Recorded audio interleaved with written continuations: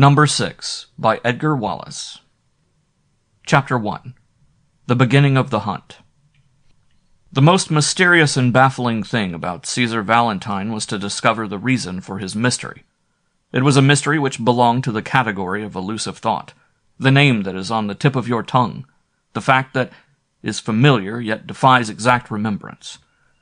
When the International Police Conference held its yearly meeting in 19 in Geneva, and after 3 strenuous days' discussion which embraced matters so widely different as the circulation of forged Swedish notes and the philanderings of the Bosnian ambassador, the conference did its best to prevent his assassination, which occurred 6 months later, the question of Caesar Valentine came up for examination. It was an informal discussion, a mere drift of conversation arising out of the Gale case. "I don't quite know what is this man's offence," said Lecomte of the Surete.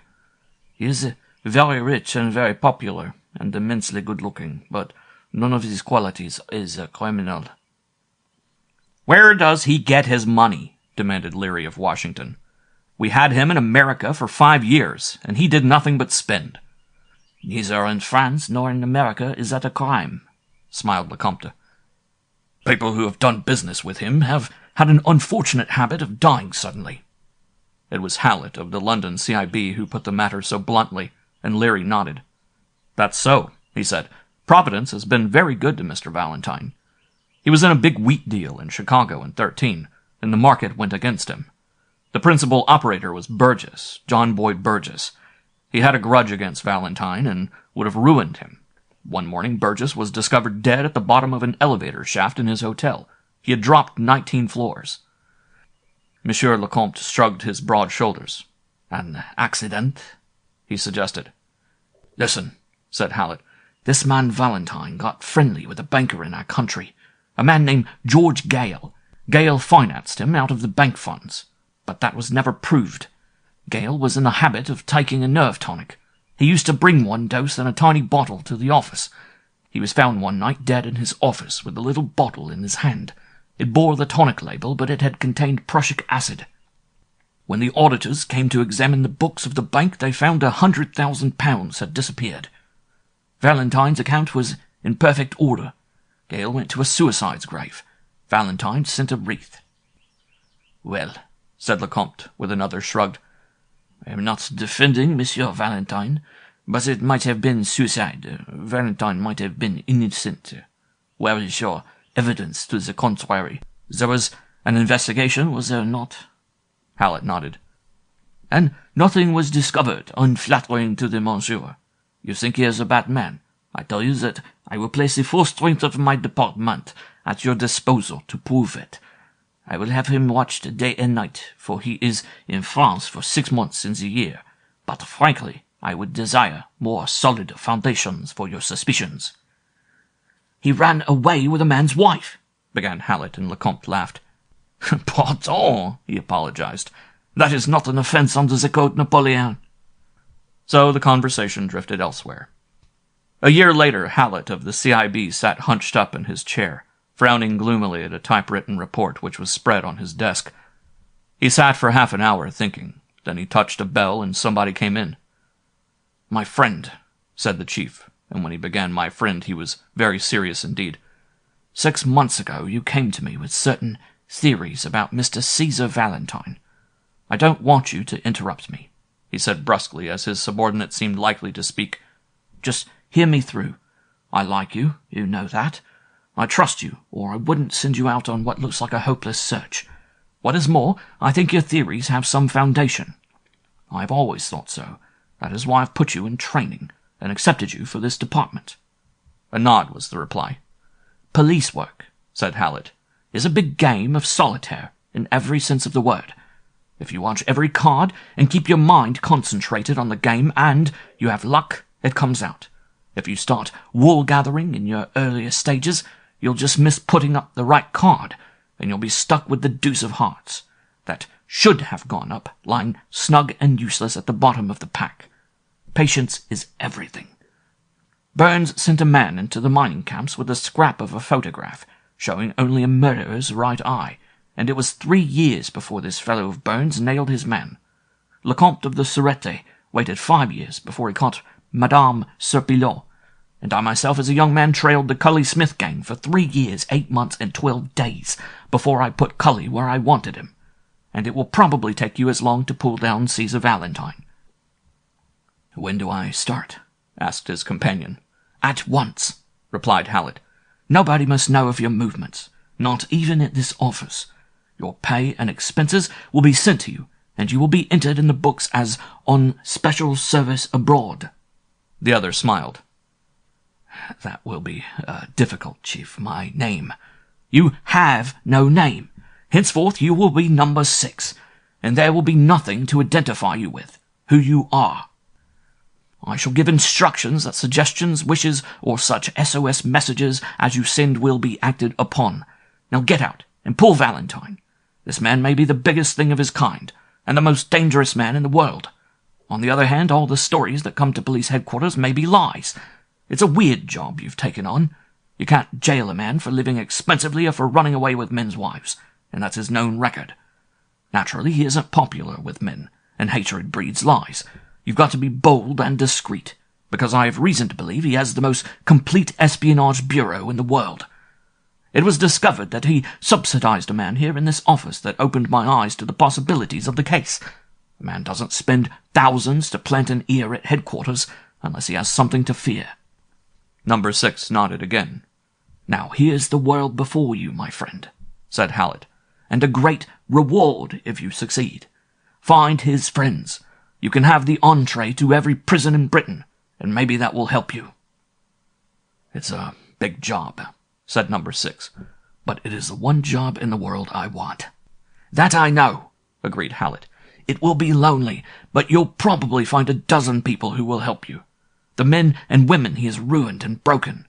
The fathers of daughters, and the husbands of wives he has sent to hell. They'll be pretty good allies. Now go. I've given you the finest intensive training that I can give, but maybe I haven't taught you just the thing you'll want to know."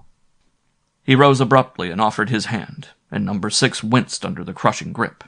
"Goodbye and good luck, Number 6, he smiled. "Don't forget, I shall never know you again if I meet you in the street. You are a stranger to me until you step into the witness box at the Old Bailey and give the evidence which will put Mr. Valentine permanently out of the game."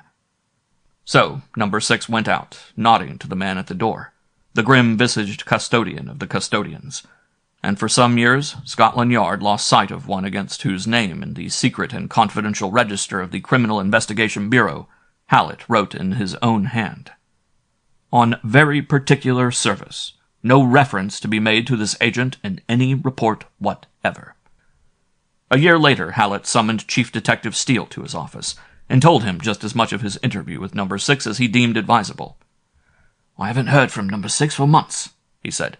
"Go to Paris, and keep a fatherly eye on Caesar Valentine."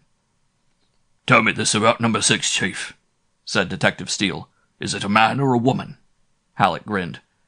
"Caesar has been 6 months trying to find out," he said. "I fired 3 clerks for inquiring. Don't tell me I've got to fire you." End of Chapter 1. Chapter 2. Trebong Smith. When in prison at Brixton, a man who has no defense and is waiting his trial on a charge of murder finds time hanging pretty heavily upon his hands. It was due to this ennui of his that Trebong Smith, usually an extremely reticent man, condescended to furnish certain particulars which enabled the writer to fill in the gaps of the story, which began for our purpose in Chi So's tea-room, which isn't more than 100 meters from the Quai des Fleurs. Chi So was that rarity, a Jap who posed as a Chinese. He ran a restaurant in Paris which, without being fashionable, was popular. People used to come across the river to eat the weird messes he prepared, and as many as a dozen motor cars have been seen parked at the end of the narrow street in which the Joyous Peddler, that was the name of his joint, was situated. Trebong Smith had never eaten at Chi So's, but had been there quite a lot. The restaurant was built on a corner lot and was a fairly old house.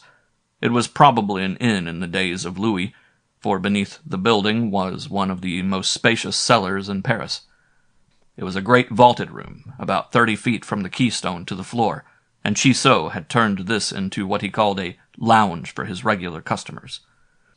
For weeks, Trebong Smith had turned into the lounge regularly at 12 o'clock every night, to bunk down with a pipe and a few busy thoughts till 4 o'clock in the morning. There were lots of reasons why he shouldn't wander about Paris at night. At this time, some sort of international conference was going on, and it was impossible to stroll from Place de la Concorde to the Italienne without falling over a Scotland Yard man who would know him. Whether other visitors would have recognized the gaunt, unshaven man with the shabby suit and the discolored shirt as the man who won the 100-yard sprint and the long jump at the Oxford and Cambridge sports is doubtful. Certain sections of the police, however, knew him very well indeed. In a little café in Montmartre, where he spent his evenings, they had christened him Trebong Smith, because of his practice of replying to all and sundry who addressed him with this cocknified version of très bien. Even when he discovered that his French was faultless and his très bon an amusing mannerism, the name stuck and it came with him to Chiso's, where he was accounted a dangerous man. There were days when he counted his sous, days and nights where he would disappear from view and come back flush with money, changing 1,000-franc notes with the nonchalance of a Monte Carlo croupier. But when he was visible at all, he was a regular attendant at Chiso's. If he was regular in his habits, so was Caesar Valentine. On Mondays, Thursdays, and Saturdays, at 2 o'clock to the minute, he used to make his appearance in what the habitués of Chiso's called the private box. In one wall, about 15 feet from the ground, there was a moon-shaped opening, in which had been built, either by Chiso or his predecessor, a sort of Swiss balcony. It was unlighted and heavily curtained, and it was suspected that Chiso made quite a respectable income out of letting the box to respectable people who wanted to be thrilled by the dope horrors of Paris and peregrinating journalists who were writing up Chinatown stories. Caesar Valentine, as a rule, came through a private door direct into the cellar, but sometimes he would stalk through the lounge, looking from side to side with that insolent stare of his, and go out through a small door in the wall which communicated, by means of a circular iron staircase, with the private box above. And there he would sit for exactly 1 hour, peering down at the smokers, his eyes ranging the whitewashed cavern, which, with its big Chinese lanterns, its scarlet dado, and the brightly covered bunks, was not without its picturesque qualities. Chiso said that he was a beautiful man, and the description was not extravagant. He was invariably in evening dress, which fitted him like a glove. About 6 feet in height, with such a face as the old Greek sculptors loved to reproduce, his head was covered with a mass of small brown curls, slightly, very slightly, tinged with gray. The first time Trebong Smith saw him, he thought he was a man of 28. The second time, when a shaft of light from a torn lantern caught him square, he guessed he was nearly 50. He had big brown melancholy eyes, a straight nose, a chin a little too rounded for the fastidious taste, and on his cheeks just a faint flush of color. The night this story begins, Trebong Smith had turned in at Chiso's by the side door which was used by the smokers, and taken off his mackintosh in the hall. Chiso was there, rubbing his hands, a sly and detestable little figure in blue silk blouse and trousers, and he helped him off with his coat. "It's raining, Mr. Smith," he lisped. "Like the devil," growled Trebong. "A poisonous night, even for Paris." Chiso grinned. "You smoke plenty tonight, Mr. Smith. I have some good talk in from China. Plenty people here tonight." Smith grunted a reply and went down the stone stairs and found his bunk. Chi always reserved the same bunk for regular customers, and Smith's was just opposite the private box. Osan, the pipe man, gave him his instrument of delight, made and lit a pill, and then hurried off. There was the usual queer lot of people there that night. Society folks, a woman or two, the old Camelot, who sells the story of his life at the corner of the Rue Royale, and a gentleman whom Smith recognized as an official attached to one of the numerous embassies in Paris. Him he noted for future use and profit. Old Lefebvre, the Camelot, noted the complacent, self-satisfied attitude of Trebong, and shuffled off to the bunk of a crony. "Smith has had a good hunting," he wheezed. "He's lucky. A month ago he came from Yingyin with pockets full of meal notes, and the body of Tussaud, the racing man, was found in the Seine. Tussaud should keep this place for respectable people."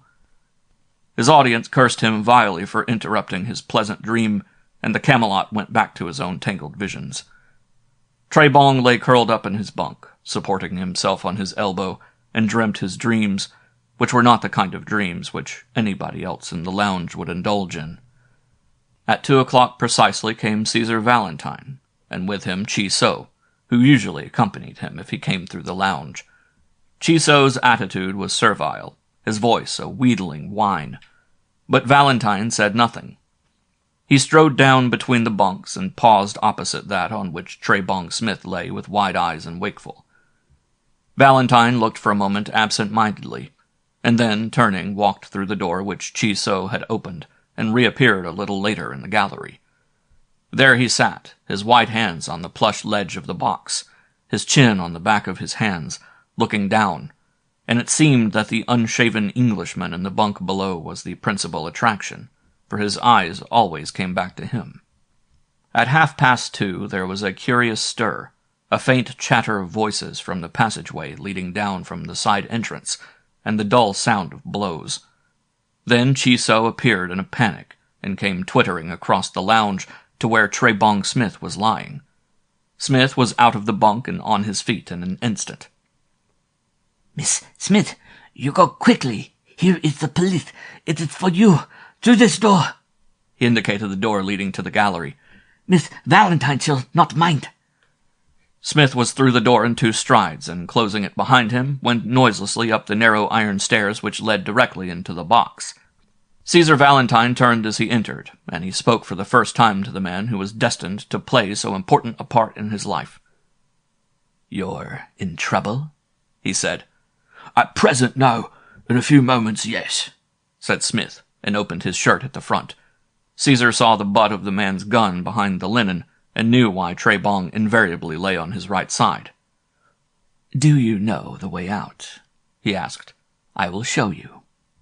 He pulled aside a curtain, and revealed a rough opening in the wall. Smith stepped through and passed along a passage lit by one electric bulb, and leading apparently to a blank end. "Straight ahead, and then to your right," said the voice of Caesar behind him.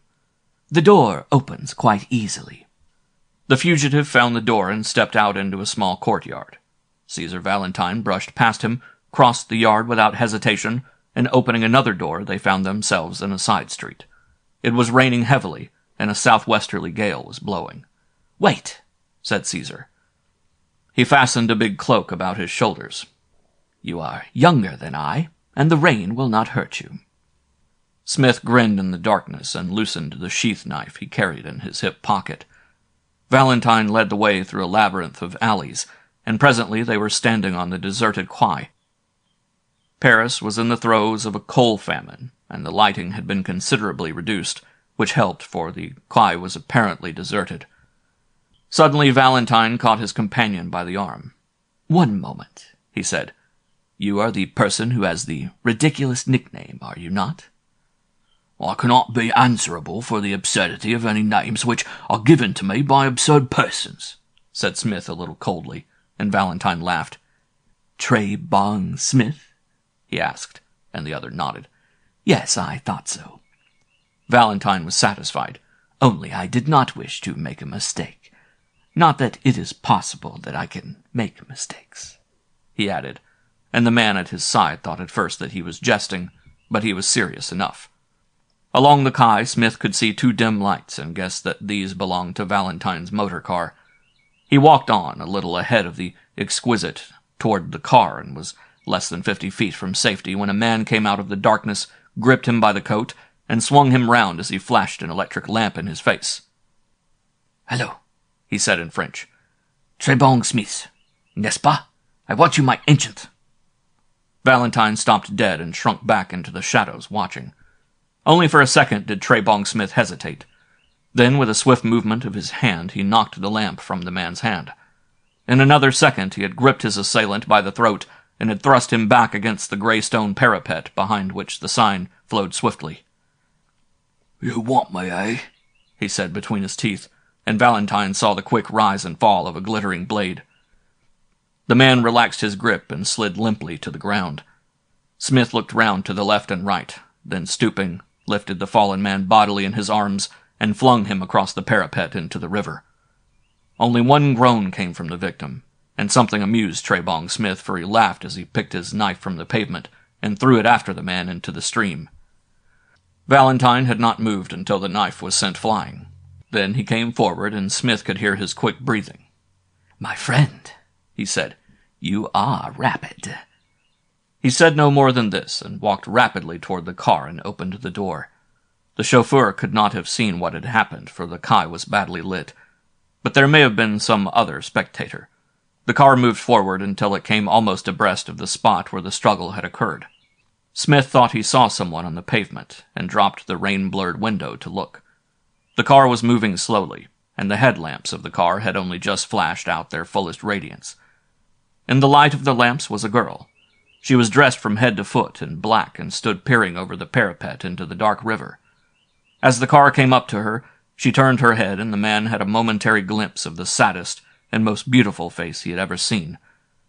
His shoulders were out of the window, and he was looking back, when he felt Valentine's hand clutch him and pull him back. "You fool," he said savagely. "What are you doing? Whom were you looking at?" "Nobody," said Smith, and pulled up the window. End of Chapter 2. Chapter 3.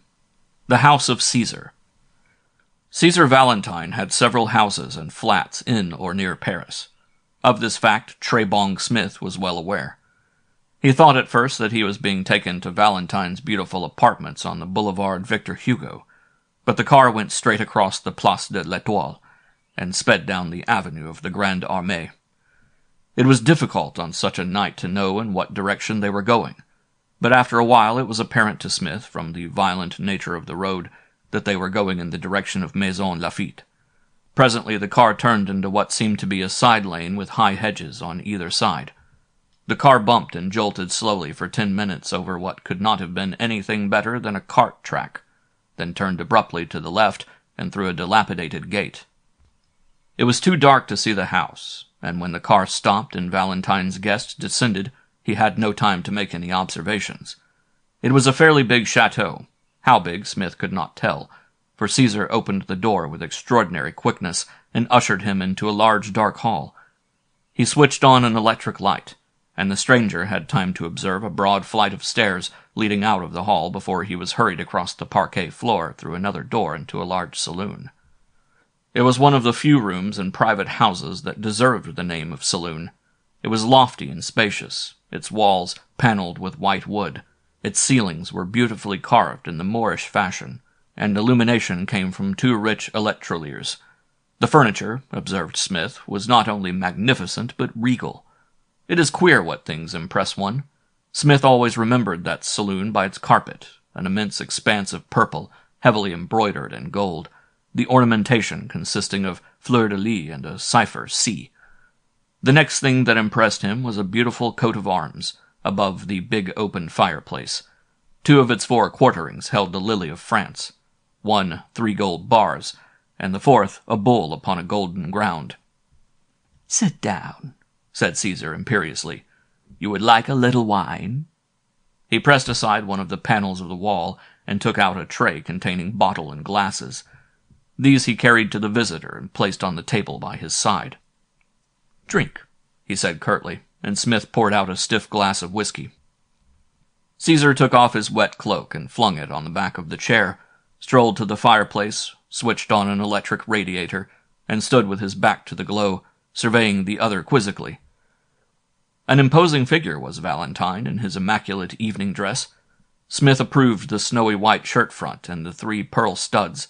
The thin platinum chain stretched across the white waistcoat, and guessed the reason for the little mocking smile that curled Caesar's fine lips.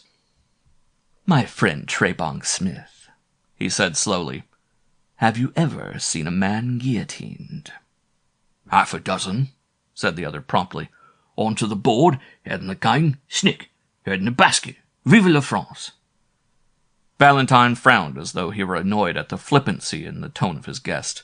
Then he laughed and nodded. "I think you're the man I want," he said. "That is the attitude to adopt toward life. But never forget, Smith, that you must not laugh at authority. Authority is sublime, beyond ridicule, cruel, unjust, tragic, but never humorous. Smith was slipping off his wet coat as the other spoke. Put it before the fire, said Caesar. Better still, throw it out through that door. He pointed to a door to the right of the fireplace. Madonna Beatrice will see to it.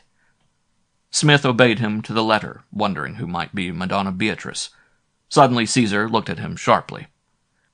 Is there any blood on your hands? He asked. Smith shook his head. I aimed at the 5th intercostal space, he said calmly.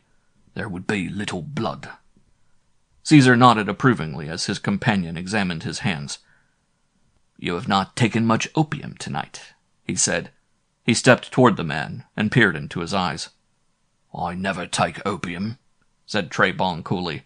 I do not go to Chiso's to smoke, but to watch. Again Caesar laughed. An admirable lieutenant, he said. But you must not be too clever with me, Smith. I have taken a great risk for you, and let me tell you that I also came to Chiso's to watch, and to watch you. Smith had guessed that already, but said nothing. To watch you, Caesar repeated. Chiso's business was built on my money. The place is useful to me. He tells me news that I want to hear. And when I learnt that an English criminal was hiding in Paris from the police, that he was wanted for murder in America, and for forgery and divers other sordid and stupid crimes, we became interested in you. We? Repeated Smith, and again Caesar frowned and changed the trend of his observations. I do not approve of crime. Your kind of crime. It is stupid and small and leads nowhere but to the guillotine or the gallows. Smith might have offered his own views on crime, but at that moment the door opened slowly and a man entered. He was a little red-haired man, and his ruddiness extended to his face, which was flaming. Somehow he matched neither Caesar nor the saloon, for he was showily dressed. A heavy gold watch chain dangled from his waistcoat pocket, and his attitude was defiant. Smith, a student of men, guessed that he had been drinking and was not mistaken. "Well, Ernest, what do you want?" Ernest advanced unsteadily into the room and glanced from Caesar to the watchful Smith. "Hello," he said loudly. "Got a visitor, eh?" The voice was coarse and uneducated, and it came to the visitor in the nature of a shock that he should speak so familiarly to his immaculate host. "Yes, I have a visitor," said Caesar softly. For a moment the little man said nothing, then clearing his throat, "I'm going tomorrow." "Oh, you're going tomorrow, are you?" repeated Caesar in a mild tone. "Yes, I'm going to London. Any objection?" Caesar shook his head and smiled. "None at all." "You know where to send my salary, I suppose?" asked the little man. Caesar licked his lips. "Your salary? I thought you were leaving my employment." "You know where to send my salary, I suppose?" said the little man in a tone of menace. "I'm taking a 10 years holiday." He laughed at his own humor. 10 years holiday, he repeated. "That's good, ain't it?" "And I'm to send you your salary for 10 years, eh?" said Caesar. "You'll be sorry if you don't," threatened the man.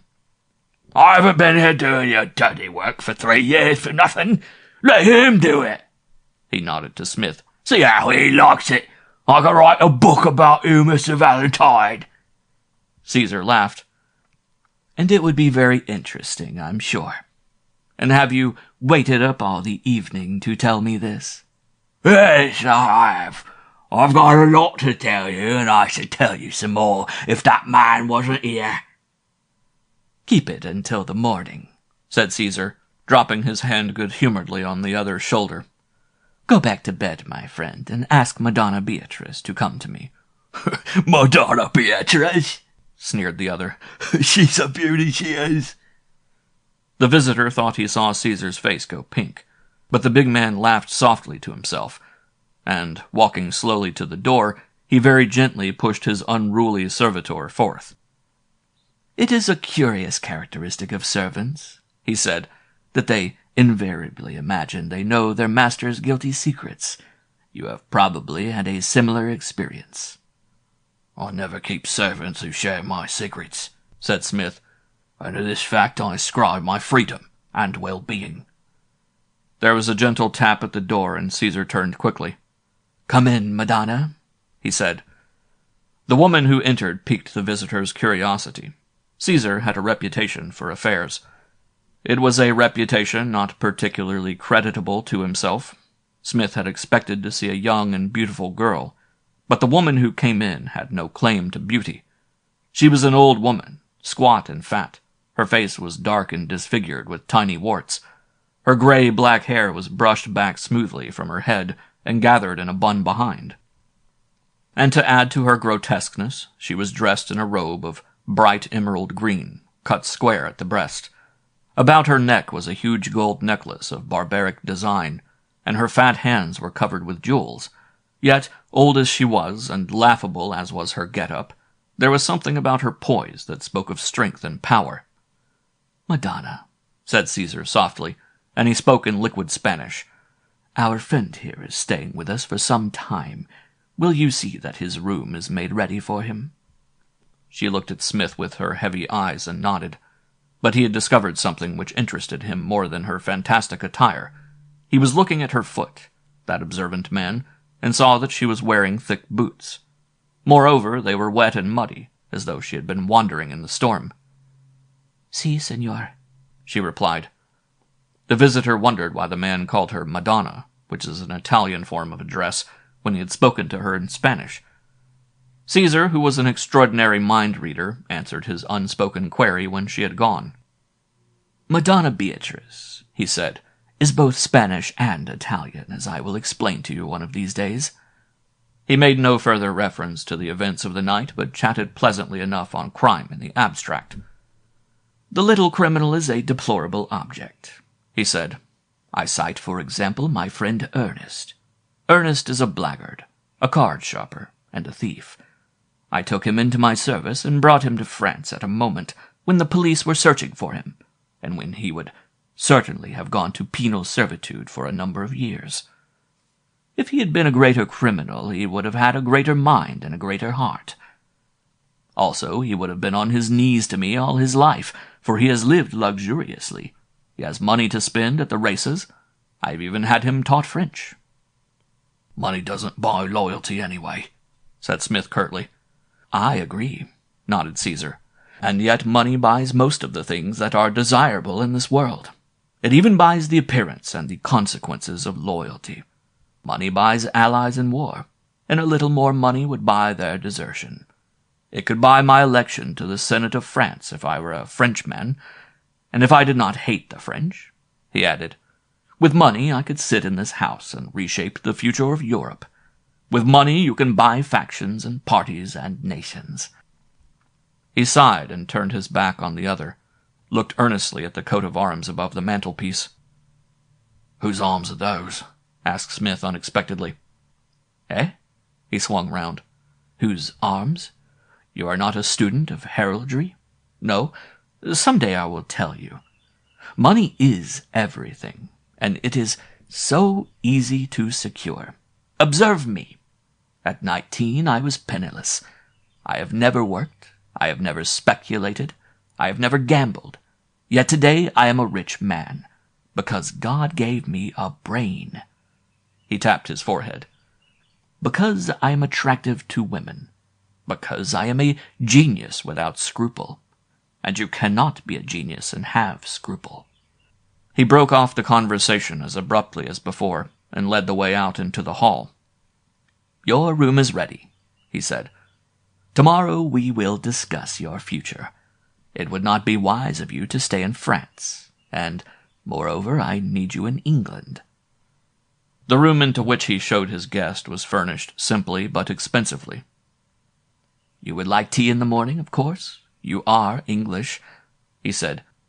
"You will find all the necessities of your toilet on your dressing table, and the Madonna will have put your pajamas. Ah, yes, there they are. Good night." End of chapter 3. Chapter 4. The Chained Lady. Trebong Smith stood stock-still listening to Caesar's retiring footsteps. Then he examined the room minutely and carefully. There was no lock to the door and no bolt, but that did not greatly worry him. Caesar would not have brought him to Maison Lafitte to betray him, he was sure of that. He sat down in one of the 2 deep chairs which stood on either side of the shuttered fireplace and pulled off his boots, speculating on the plans of his new employer. For just what reason had Caesar taken him under his wing?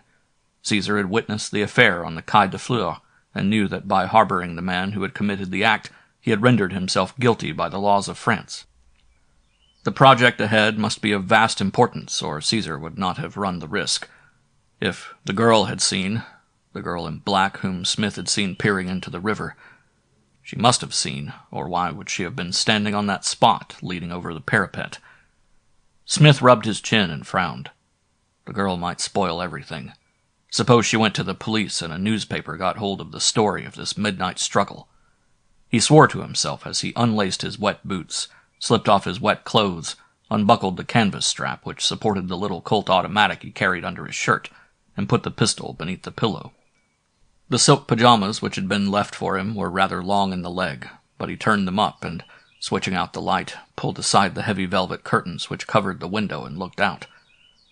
The windows were of the French type which opened outward, and these he swung wide. There was an easy drop from the window to a flower bed beneath, so that there was no need to worry about a getaway. The rain had ceased and the clouds had thinned, though the wind still blew gustily. There was a full moon, faintly visible, and in the occasional gleam which lit the countryside he was able to take his immediate bearings. That glow in the sky was Paris, and if he was near Maison Lafitte, he was due southwest of the city. By the light of the moon he looked at the watch on his wrist. It was 3:15. In 2 hours the day would break, but he was not sleepy. He went back to the window to fix in his mind the exact lay of the ground. Immediately facing the window was a broad lawn which ran into the shadows of a poplar plantation. To the left he glimpsed the yellow of the drive which led to the lane up which he had bumped, and to the main road. He lay down on the bed and covered himself with the eiderdown, but he was not in the least tired. He lay there thinking about Caesar and speculating upon the future, wondering just what game Caesar was after and to what purpose he intended putting his new protégé. A distant clock chimed 4, and he was beginning to doze when he heard a sound which brought him wide awake again. It was a queer tinkling sound, like the drip-drip of a faucet, and it was some time before he located it as being outside of the window. It was the dripping of rain, of course, he told himself, a gutter overflowing onto a windowsill. But, nevertheless, he slipped from the bed and stole softly to the window, for Trebong Smith was a suspicious man. At first he saw nothing, though most of the clouds had disappeared and the moon was shining brightly. Then he saw a sight so eerie, so unexpected, as to bring his heart to his throat. Walking across the broad lawn was the figure of a woman. She was dressed in gray or white, he could not be certain which, and she appeared to be carrying something in her hand. Smith could not see what that something was until she turned and walked back again with the moon on her face, and then he heard the jingle of steel plainly. He shaded his eyes from the moonbeams, and cautiously put his head round the side of the window. The woman was walking with curiously short steps, and this mincing gait at such an hour was so unreal and so grotesquely unnatural that he might have guessed the cause. Her walk brought her to within 20 yards of the window, and then Trebong Smith saw and heard. Clink, clink, clink. Her hands were handcuffed together, and between her 2 ankles was a steel chain that jingled as she walked. "Well, whispered Smith. As he stared at her, he heard a low voice, commanding and surly. It sounded as though it came from the shadow of the trees, and the woman turned and walked in that direction. Smith watched her until she disappeared, and then went back to his bed, a considerably puzzled man. But the amazing happenings of the night were not completed. He had begun to doze again when he was awakened by a shriek accompanied by a crash against the bedroom door that brought him to his feet, gun in hand.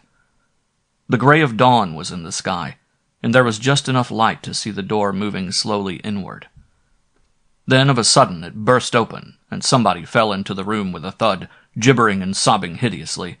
It made an attempt to rise and poised a moment totteringly on its knees, and Smith recognized him.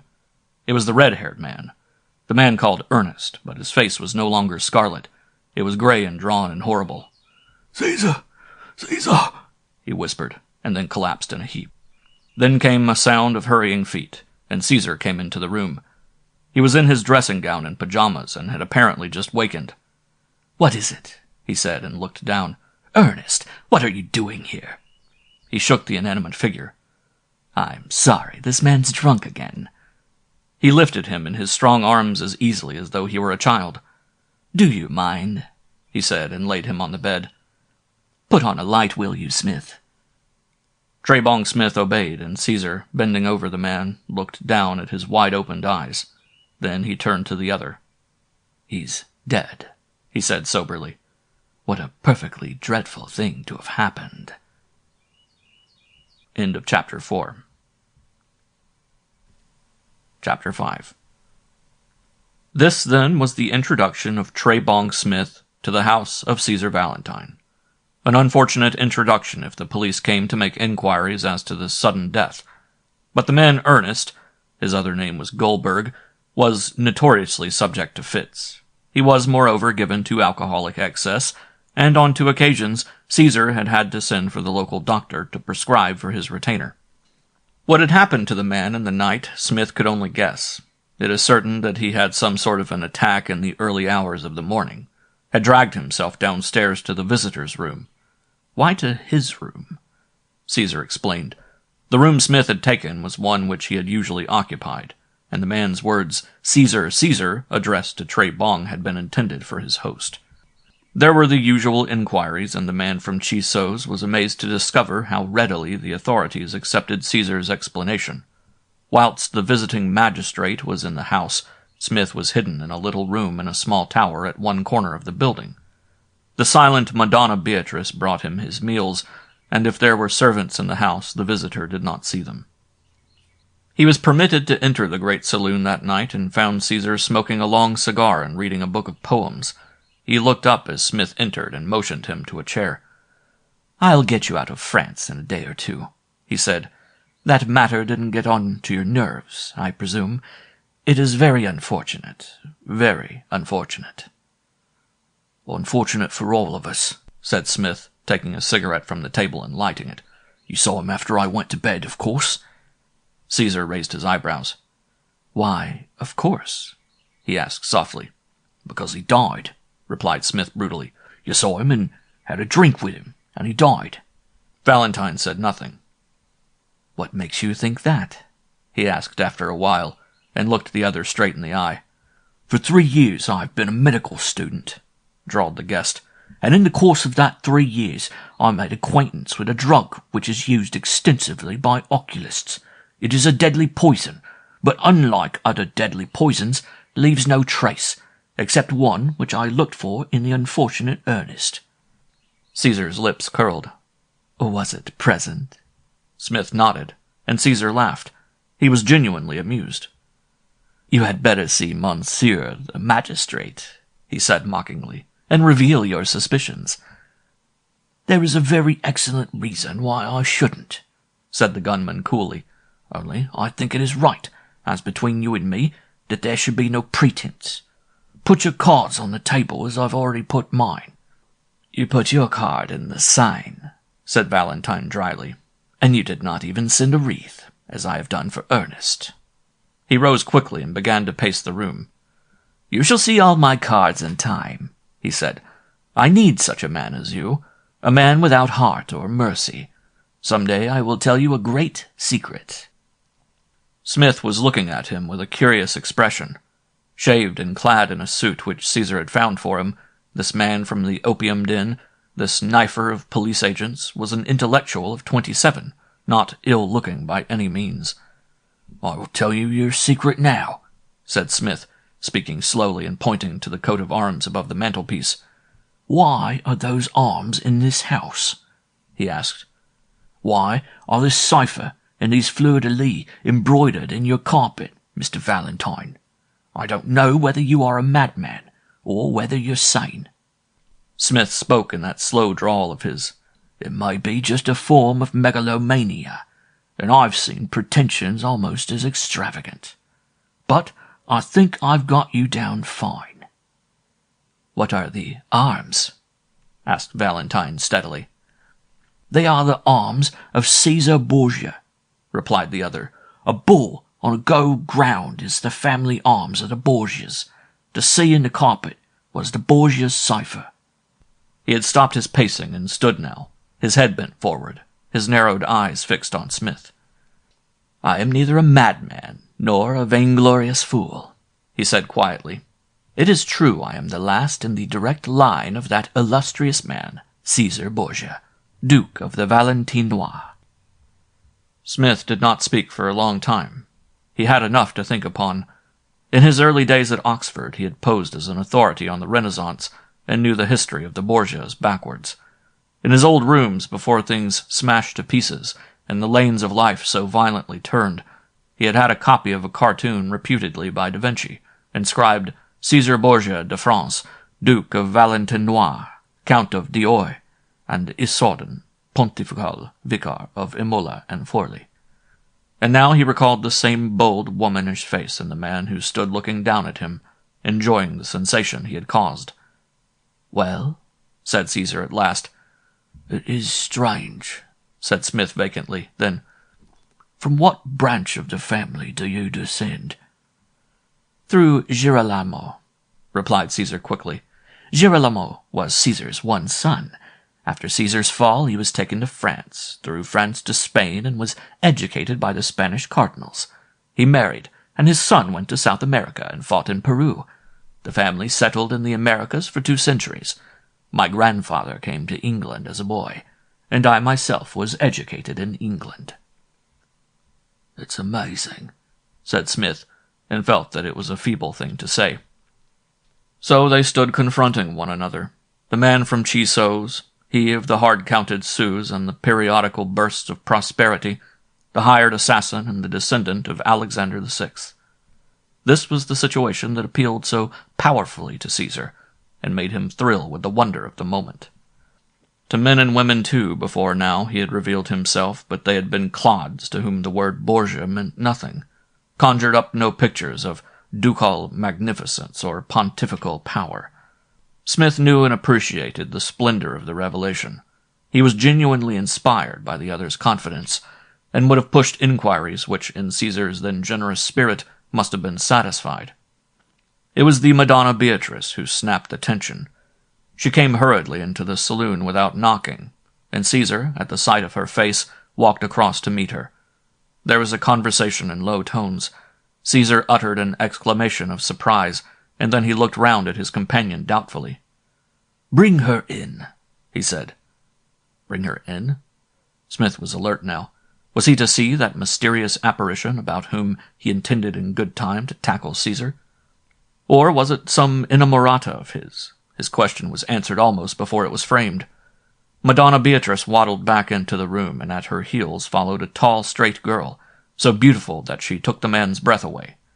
She looked from Caesar to him and back again to Caesar, her head held high, something of disdain in her attitude, and then she came slowly across to where Caesar stood and brushed his cheek with her lips. Smith looked at Caesar. There was a smile in his eyes which indicated amusement and annoyance. Then he turned to his newfound friend and stretched out his hand. "Stephanie," he said, "this is Mr. Smith. Smith, I want you to meet my daughter." His daughter? Smith's mouth opened in an involuntary grimace of surprise, and then, recovering himself, he held out his hand, which she took. Her steady eyes fixed him for a spell, and then she turned away. "When did you come to Paris?" asked Caesar. "Tonight," said the girl, and the man Smith could have gasped again at the lie, for she was the girl in black who had stood upon the Quai de Fleurs the night before, and had seen him throw the detective into the Seine. That she had been a witness he knew when he looked into her eyes. End of Chapter 5. Chapter 6. Caesar tells of Number 6. Trebong Smith was a light sleeper, but he did not hear Caesar Valentine come into his room at 4 o'clock next morning. As he felt a hand grip his shoulder, He twisted round, and he heard Caesar's laugh. "You cannot turn so that you can use the pistol under your pillow, my friend," he said. "It would be lamentable if I died as a result of that kind of accident." Smith sat up in bed and rubbed his eyes. "What's wrong?" he asked. "Nothing is wrong," replied his host. "I've just brought your clothes." He himself was in his dressing gown. "I think they will fit you." He must have been in the room some time, for afterwards the visitor found new garments lying neatly folded on 2 chairs. "The heavy overcoat I bought in Paris yesterday," said Caesar. "You will need that." "What's happening?" Smith demanded lazily as he slipped out of bed. "A friend of mine is going to London, a young aviator who travels between France and England for his own pleasure. He has kindly given you a seat in his machine, and I have arranged the passport, which you will find in your coat pocket." "To London? What am I to do?" "Wait for me," said Caesar, "and apply yourself diligently to—" His keen ear heard a footfall in the passage, and he went out and returned with a tray on which a breakfast was laid. "The Madonna Beatrice," he explained, and closed the door behind him. "What are you to do in London? I will tell you, my friend. I intended telling you last night, but the unexpected arrival of my daughter—" He paused before the description. "Made it impossible." "I did not know you had a daughter. You don't look old enough to have a girl of that age." "Possibly not," he said, and did not seem inclined to pursue the subject. "In London. By the way, is there any reason why you should not go to London?" "None whatever," replied the other. "I have a perfectly clean bill in England." Caesar dismissed the subject with a courteous gesture. "In London you will stay at the Bilton Hotel," he said. "You will communicate with me at an address which you will find in a small notebook I have also put in your pocket. But you will avoid meeting me unless there is an absolute necessity. Your task," he spoke slowly, "is, as I said before, to find number 6. "Number 6? Smith stared at him. "Scotland Yard is a great institution," said Caesar. "I have every respect for its personnel, but not a tremendous amount for its methods. For some reason—" He had seated himself on the edge of the bed and was watching his guest taking breakfast. "Scotland Yard is suspicious of me. I have spent a lot of time and a lot of money in England, and Scotland Yard does not know exactly where it comes from. In addition, there have been 1 or 2 unfortunate incidents." Smith did not ask what those unfortunate incidents were, nor did his employer volunteer any information. "I am one of those men," he went on, "who like to know the worst quickly. It worries me when I cannot see my opponent's hand. And I spent a great deal of money in discovering just what kind of difficulties I am likely to meet with. I have had a man in the clerk's department at Scotland Yard for a considerable time, and nearly a year ago this man communicated with me, informing me that the commissioner of the Criminal Intelligence Bureau had commissioned an agent to watch me and examine my private life." Smith clicked his lips. He said. "And this watching gentleman, is he number 6? Caesar nodded. "He or she is number 6, he repeated gravely. "Whether it is a man or a woman, I have been unable to discover. The person is described as number 6 in the records. There is some reason for the secrecy. Scotland Yard believes that I am a sinister individual, and it is remarkable that the agent they have chosen is not an ordinary member of the police force, but some enemy of mine, or rather some person who regards himself or herself as my enemy for private reasons. There are, of course," he shrugged his shoulders, "people who hate me. There is a man named Welland. You will find his address in the book. I have not met the gentleman recently, but 20 years ago I met his wife." He paused. "I think she was happier with me than she was with him. For a while," he added. Smith yawned.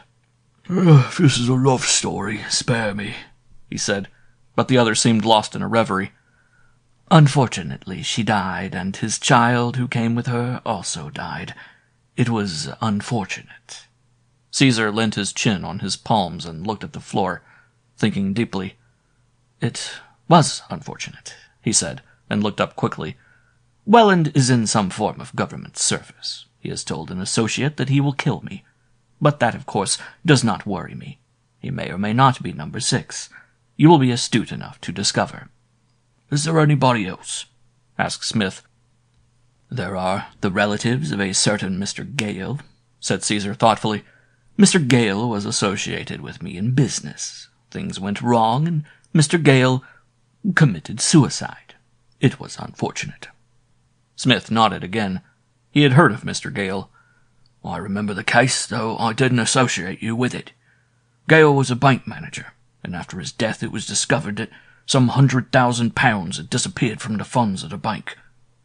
It was unfortunate, repeated Caesar. People knew that I had had some dealings with him, and his wife made rather a painful scene. She accused me. He shrugged again. She died a little time afterwards. Naturally. The man from Chiso's flung the question brutally, and Caesar smiled and dropped his hand on the questioner's shoulder. You are a man after my own heart, he said. He went away soon after to dress, for he had to conduct his man to the private aviation field where his friend was waiting. It was doubtful whether the pilot had any stronger sense of friendship for Caesar than the payment of handsome fee could ensure. But he was a good pilot, and Trebong Smith landed at Croydon in time for a second breakfast, and on the whole was glad to be back in England. Excessive sentimentality was not to be expected from a member of Mr. Smith's profession for all his youth and for a certain refinement of mind he had displayed, yet he left France with just the faintest hint of an ache in his heart. Perhaps ache is rather a strong word for an unsatisfied desire. He had hoped to see the girl again, Stephanie, of the secret. He carried with him an impression of her no less vivid because it had been taken in a flash, an impression of grey-blue eyes, of a complexion as clear as milk, of faultless features, and of lips so red that he had thought for a second they had been made up. Mr. Smith was not of the impressionable kind, but this impression had just stayed with him in his mind and in his heart, though they had not exchanged more than half a dozen words. The daughter of Caesar, Trebong laughed, an offspring of the Borgias, more beautiful than her greatly advertised ancestor Lucretia, that poor, simpering, colourless thing who had achieved a place in history to which neither her talents nor her spurious iniquities entitled her. He dismissed Stephanie from his mind with an effort and concentrated upon the errand which Caesar had chosen for him. He was completely puzzled by Caesar's choice of hotel. The Bilton is not only fashionable but conspicuous. If he had been sent to one of the small caravanserais in Bloomsbury, where a man falls readily into oblivion, he could have better understood, or to one of the big hotels where everybody is nobody. That would have been understandable. But Bilton's hotel was neither inexpensive nor obscure. It is situated near Cork Street and frequented by men and women of the leisured classes. The very place where a man was likely to run across people who had seen him in Paris or in Rome, or had known him before disgrace had fallen upon his name. When he reached the hotel, he found that not only had his room been reserved for him, but that Caesar had instructed the manager as to what room he should occupy. "I shan't be able to put your things into 41 until the afternoon, sir," said the manager, which was the first intimation Mr. Smith had that number 41 had been reserved at all. "The room is still in the occupation of the gentleman who is leaving by this afternoon's train." He took Trebong aside and lowered his voice. "I hope you don't mind my asking you a personal question," he said. "You are not, He seemed at a loss for a word. "Well?" asked Smith, interested. "You're not a noisy sleeper? Excuse my asking, sir. I mean, you don't snore," said the manager. "Not that I'm aware of." Mr. Smith was secretly amused.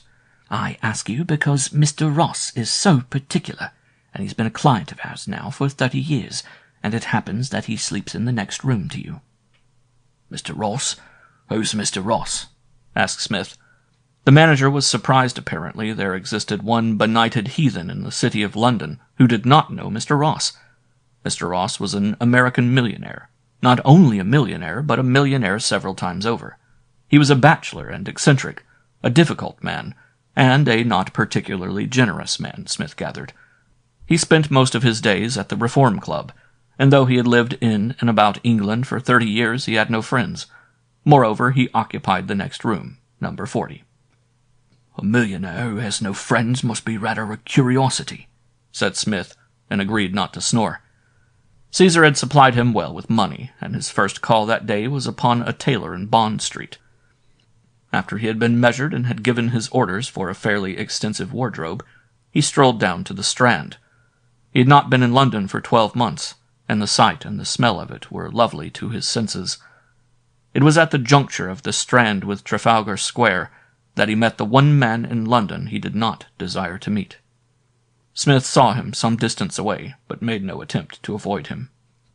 There was no mistaking Hallett, of the Criminal Investigation Bureau. A peak-faced man, with white unruly hair and heavy grey mustache. It was not a face one could forget. Trey Bong was passing him, but Hallett stood still in his path. "Hello," he said in that paternal way of his. "Back in London, Mr. Trey Bong Smith?"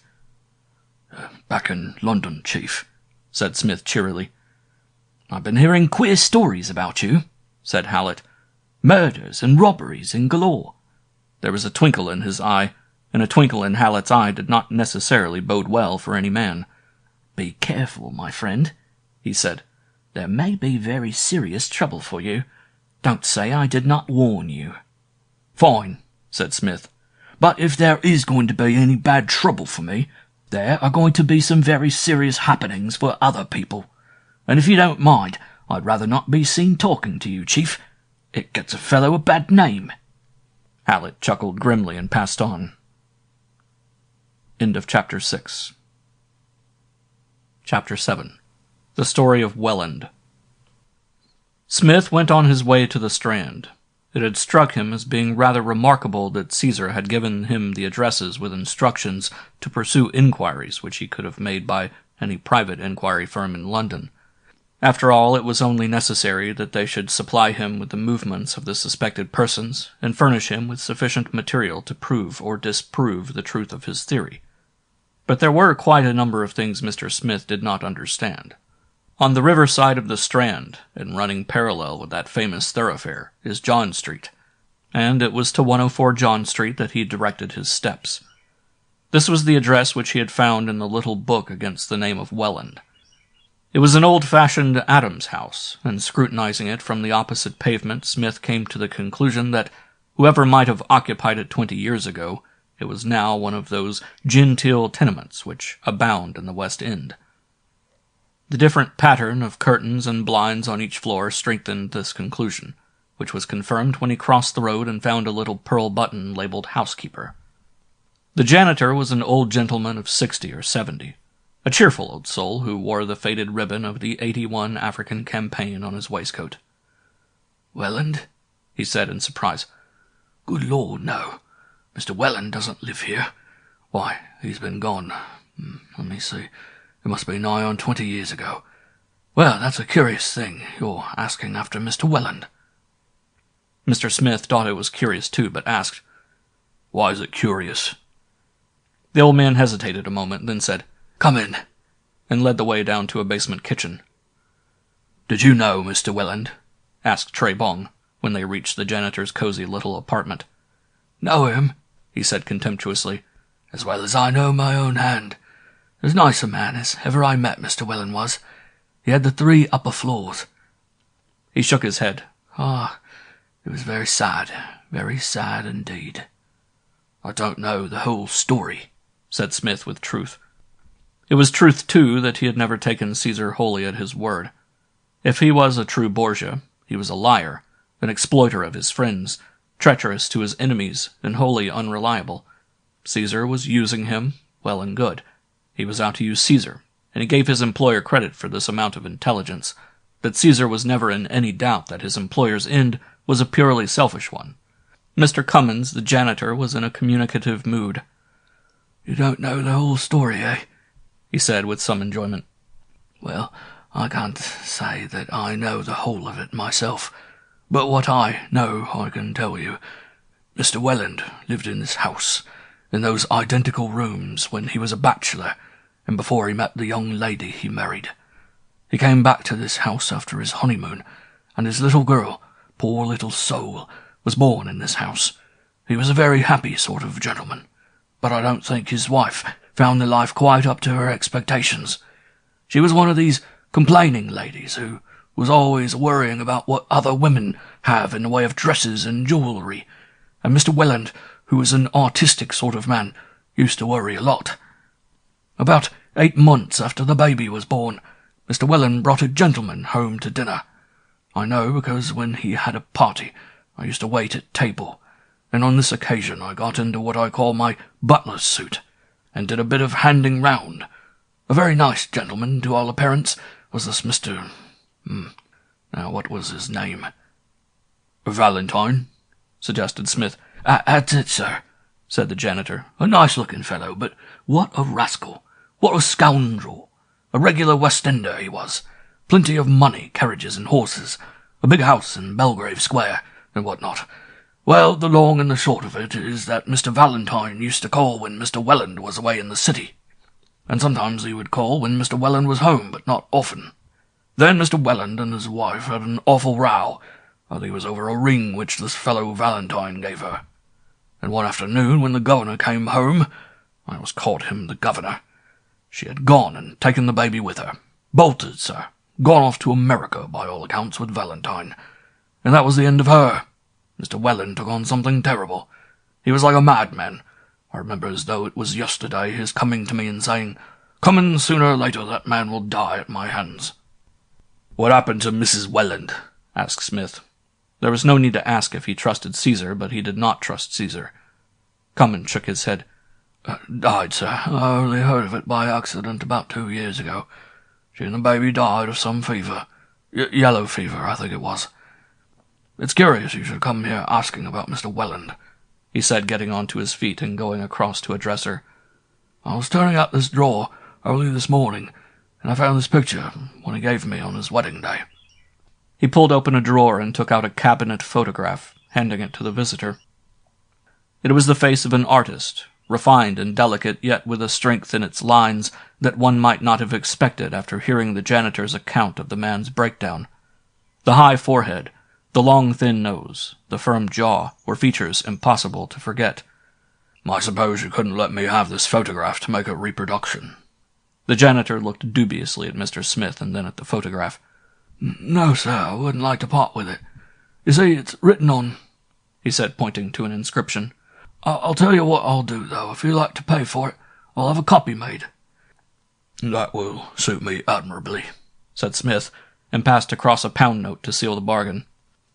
He went out into John Street puzzled. What was Caesar's game in sending him to conduct these inquiries? He must have known that Welland was no longer in John Street. It was as certain as anything that he had employed detectives to trace the man. And yet, had he?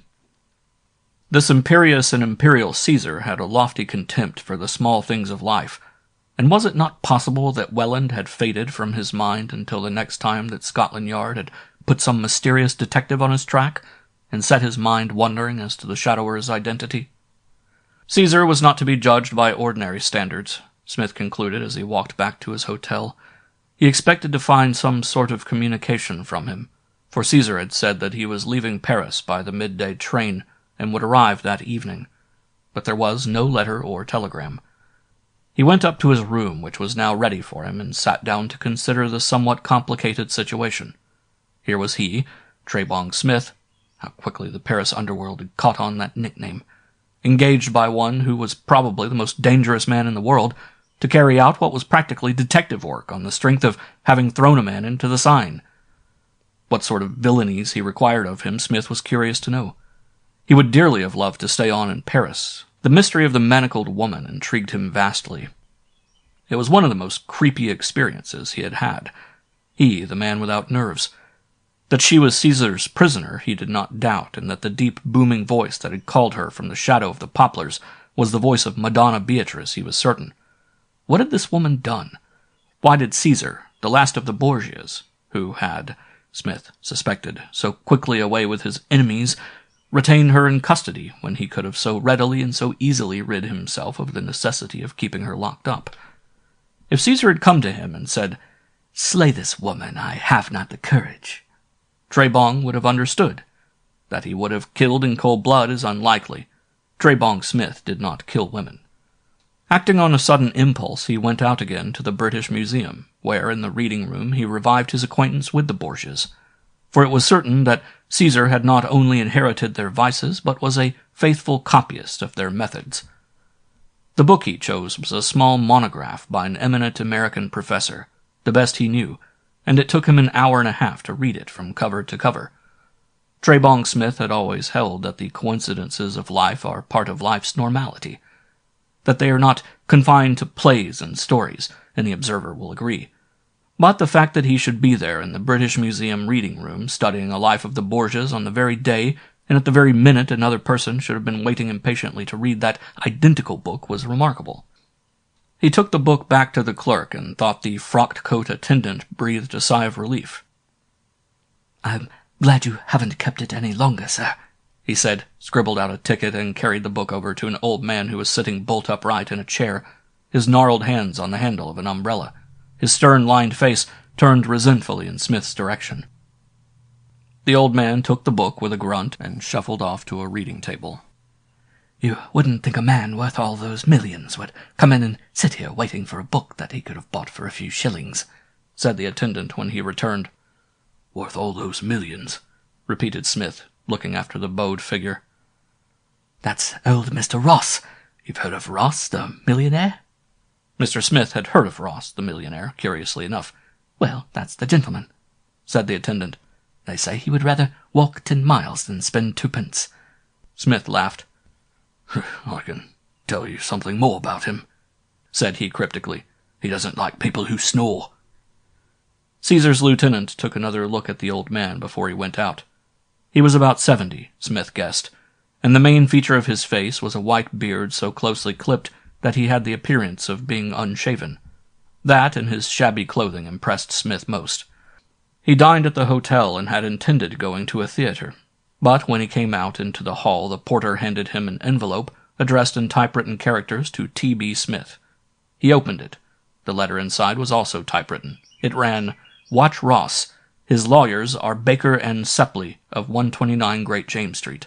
If he goes to them or sends for them, he must be immediately destroyed." In the lower right-hand corner were the words Kai Fleur, which was at once a reminder and an indication of the source from whence the letter came. So that was Caesar's game, and that was why he had sent the man from Chiso's to London and had arranged room 41 for him. He was to watch this old man, this student of the Borgias, and in certain eventualities he was to be destroyed, and Smith was to destroy him. The watcher put the letter away in his pocket and grinned to himself. The lordly Caesar stepped too readily into the character of tyrant. Trebong Smith was to be the hired assassin and have the police of the metropolis on his heels, or else to be exposed for something that had happened in France and for which he was not liable in England. Anyway, Caesar was in London. That was news. End of Chapter 7. Chapter 8.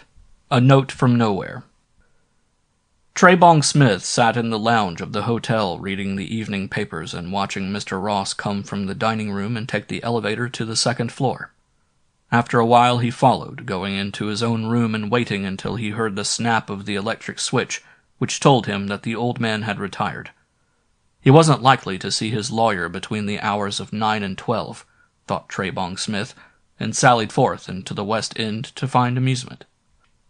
A man watching the hotel saw him return at 11:30, signaled to the shadow who had followed Mr. Smith all that evening, and compared notes.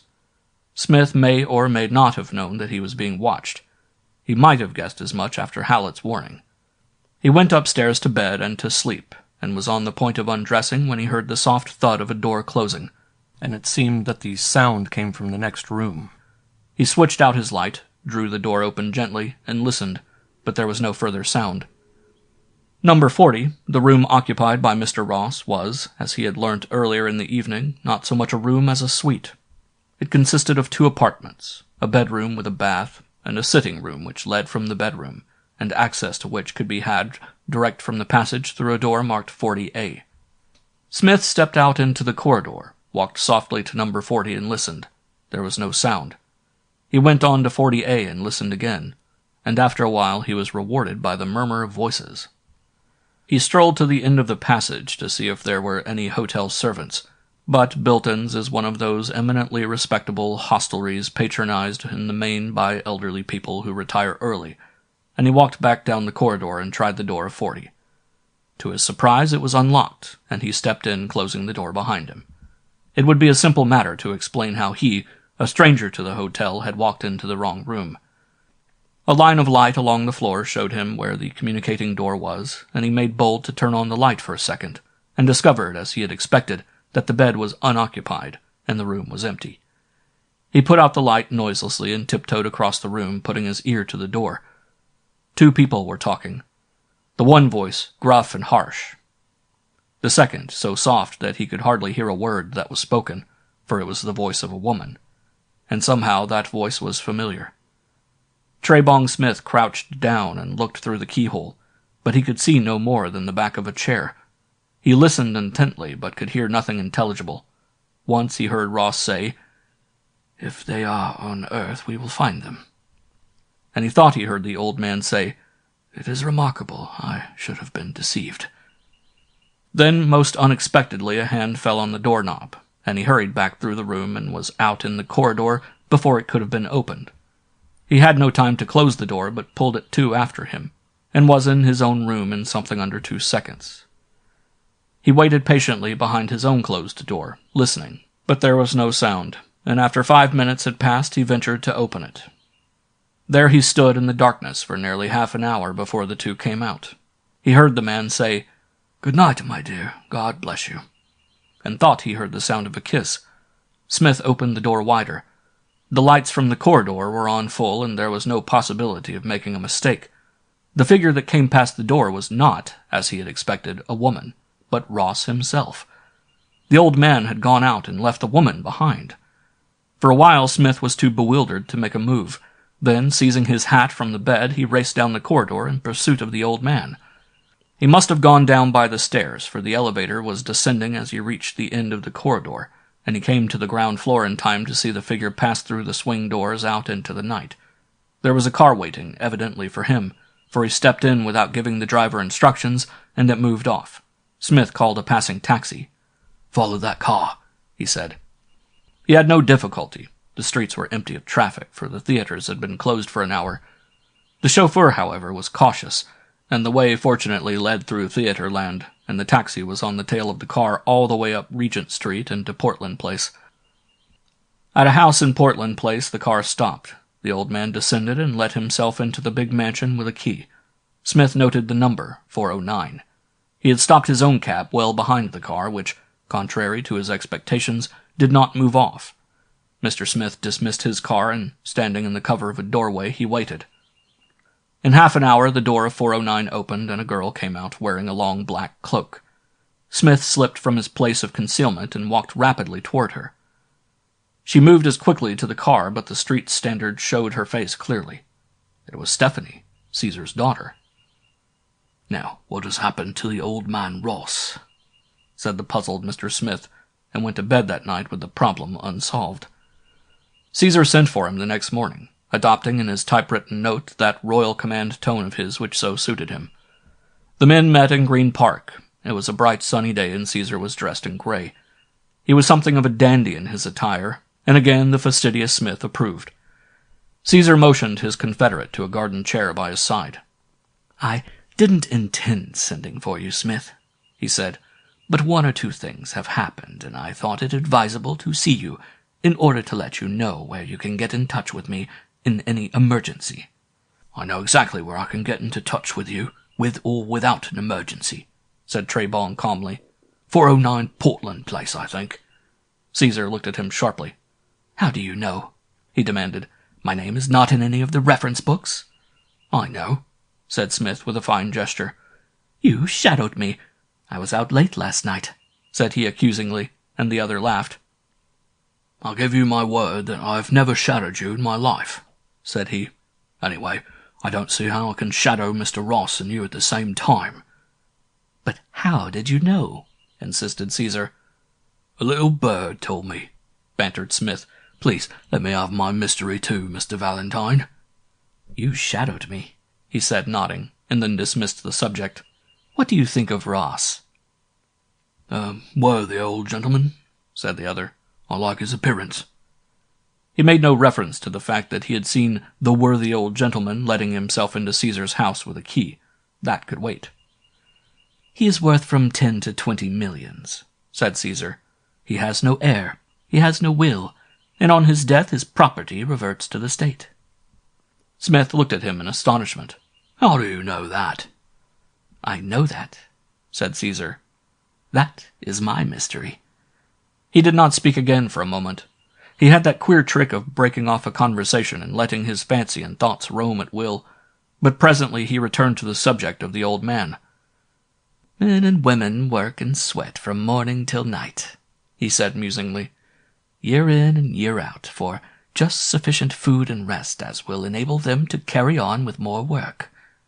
I do not work because I have brains, and because I do not regard human life from the same angle as the commonplace person. Neither do you," he said.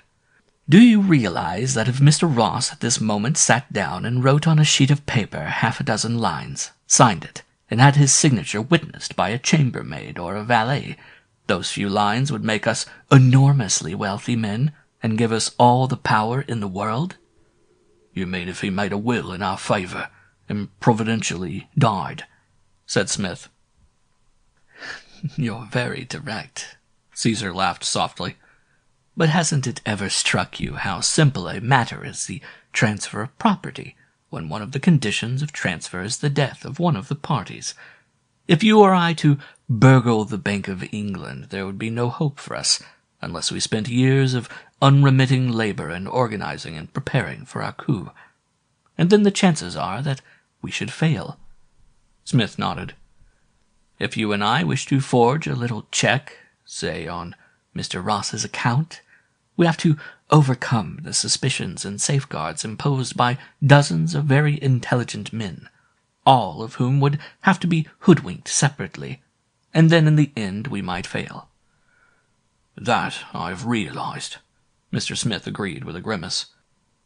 "Is it not a more simple matter," mused Caesar, "to induce Mr. Ross to sign a document of half a dozen lines?" "That depends," said Smith. "I should say that it would be a very difficult matter. It would be easier, if you will forgive the directness, to arrange his untimely demise than to induce his signature. Otherwise, if I may be bold, there would be one of your famous wreaths on order." His eyes twinkled. Any tribute to the inevitability of his success pleased him. "At present my object in life is to prevent him signing those half-dozen lines for anybody," he said. "I particularly desire that Mr. Ross should die without making any provision for the disposal of his fortune." Smith looked at him in astonishment. "Do you really mean that?" said he. "I thought you told me that his estate would go to the crown." "If he had no heirs," said Caesar. "Always remember that. If he had no heirs." "But has he?" demanded his companion. "He is a bachelor." "He is a widower," said Caesar. "He had one child who was estranged from him and who died. In all probability, if that child was alive, he would make a will leaving his property to a dog's home or something equally absurd." Slowly an idea was taking shape and form in Smith's mind. Very, very slowly certain dark places were becoming clear. He was a quick thinker, and what were mysteries to most people were not mysteries to him. In some respects, even Caesar could not match his ready powers of induction. Trebong Smith had been genuinely puzzled and baffled by certain experiences in the past few days, but now he began to see. "How old would his daughter be if she were alive?" he asked. 47, said Caesar readily. 3 years younger than I. So he was 50. There were days when he looked it, but on this morning he would have passed easily for 35. 47, he repeated. She ran away from home when she was something over 20, and married a fiddler or something of the sort. The old man made a will leaving his property to an orphan asylum, cut her right out of it. When he heard of her death, he tore up the will, intending, I think, to make another one. You see, I am very well informed upon Mr. Ross's private life." "Suppose she isn't dead," drawled Smith, and the big man swung round in his chair. "What the hell do you mean?" he asked. It was the first time Smith had seen him display any kind of perturbation.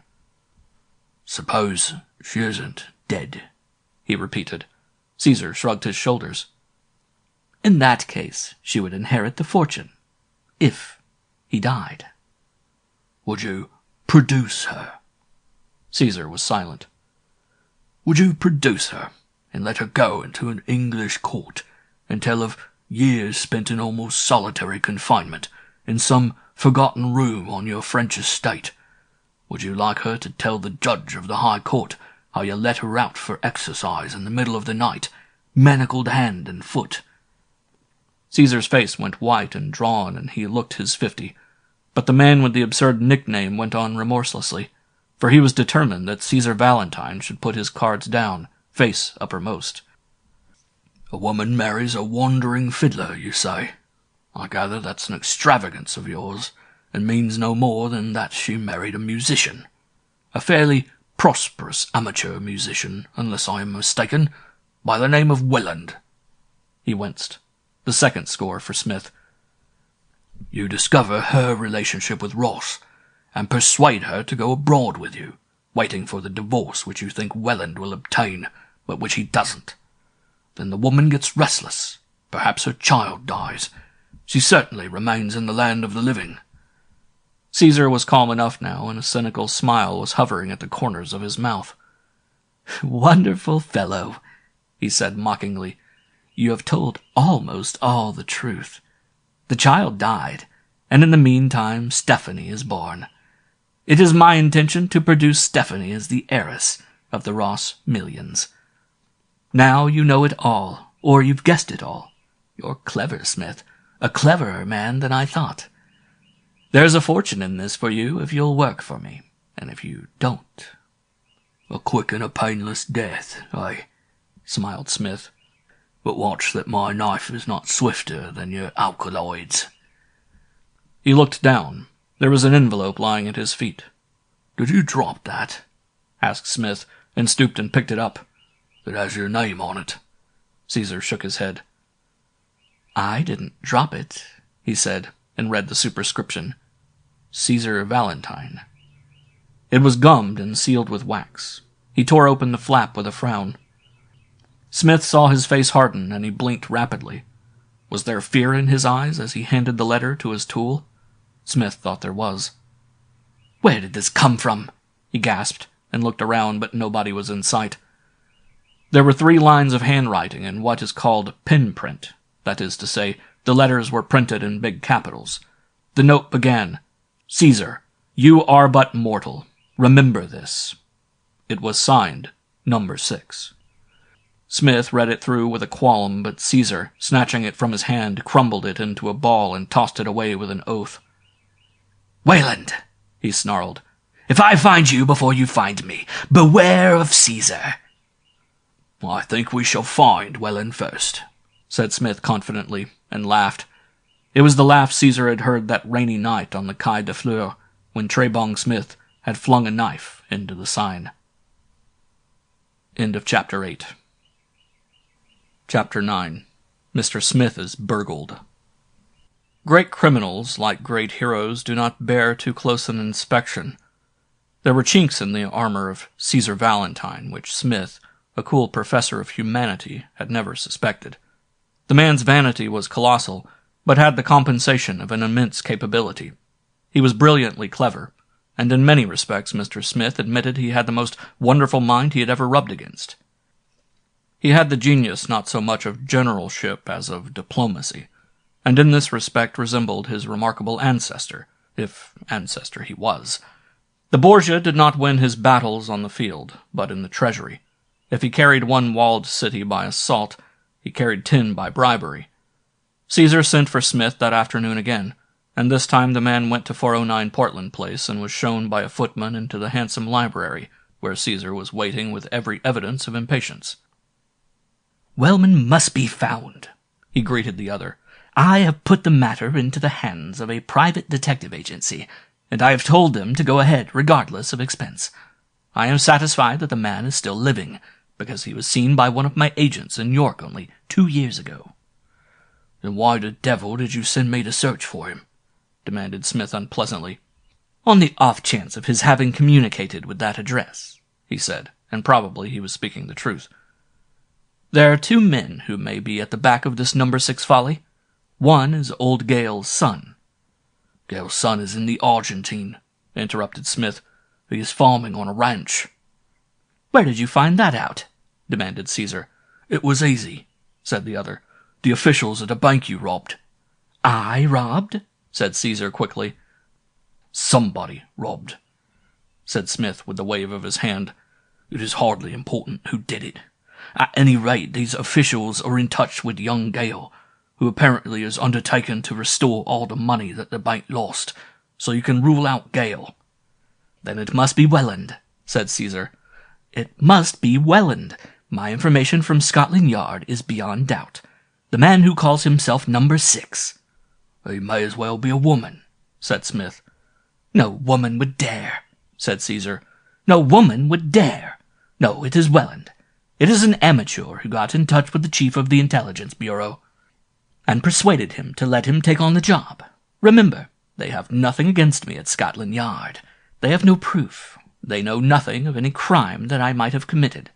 They have only a suspicion, an uneasiness, nothing more." Smith agreed with him. There was no sense in disagreeing with him. "Go back to Ross," he said abruptly. "I will attend to Welland. He has had no visitors?" "Ross? None." "Nobody has been to see him?" Smith shook his head. He could lie as well as Caesar Valentine. After all, he had certain interests of his own to look after, and did not apologize even to himself for the deception. Much more must happen in the tangled skein of Caesar's affairs before Smith revealed his hand. Caesar had the satisfaction of having him under his thumb. Smith also had a thumb, and was greatly desirous of meeting his employer on level terms. Mr. Smith loved life as dearly as any, and he knew that every ounce of weight he could bring to bear upon this singular man at the psychological moment was so much life insurance. The mystery of Mr. Ross and his inexplicable visit to 409 Portland Place in Caesar's absence had yet to be solved. "What would you have done supposing you hadn't met me?" he asked him suddenly. "Your unhappy Ernest would have been a poor substitute in this game." "Ernest served his purpose," said the other coldly. "He performed certain duties, which were essential, but he had a valet's mind. Poor Ernest," he said softly. He was not being hypocritical, thought Smith on his way back to the hotel. Indeed, Smith was certain that the man was profoundly sorry that the necessity had arisen for removing a troublesome servant. There must have been certain coarse fibers in Caesar's composition which responded to this uncouth little man and his crudities. What villainies Ernest performed Smith was never able to discover, but that was because the full range of Caesar's activities had never been wholly revealed. Smith came into the Borgia's life at the climax of a great plot, which had been developing for years, and Caesar had had to get that money to live in the style he regarded as necessary for his comfort, and the unwilling contributors to his income had been drawn from all stages of society. Watching Mr. Ross was a monotonous business, and Smith pined for a more active life, and did not disguise his feelings from Caesar when he met him the next morning. "I'm sorry I can't give you a throat to cut every day," said Caesar sardonically. "You will attend to Mr. Ross." "Mr. Ross spends most of his time in the Reform Club, reading dull English magazines," complained Trey Bong with some slight exasperation. "I've already got wet through watching those infernal premises." "Continue," said Caesar definitely. That evening he telephoned through in a state of excitement. "He's found." "Who?" "Welland. I'm going to see him." It almost sounded as though Caesar's voice was shaking. "He was picked up in Manchester. He is staying at a port lodging in the suburbs." "Oh," said Mr. Smith awkwardly. He did not know what else he could say. You are seeing him." But Caesar had hung up his receiver. He had abrupt habits. Whatever Mr. Smith thought of this interview is not known. He had troubles of his own next day, as he discovered on returning to his hotel. In 12 months' sojourn in the French capital, he had acquired a reputation and a nickname, which is more than some people better placed than he could boast.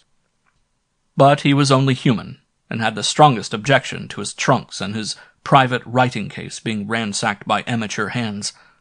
Only an amateur would cut off the lock of the new leather portfolio he had bought the day before, and leave its contents to litter his dressing table.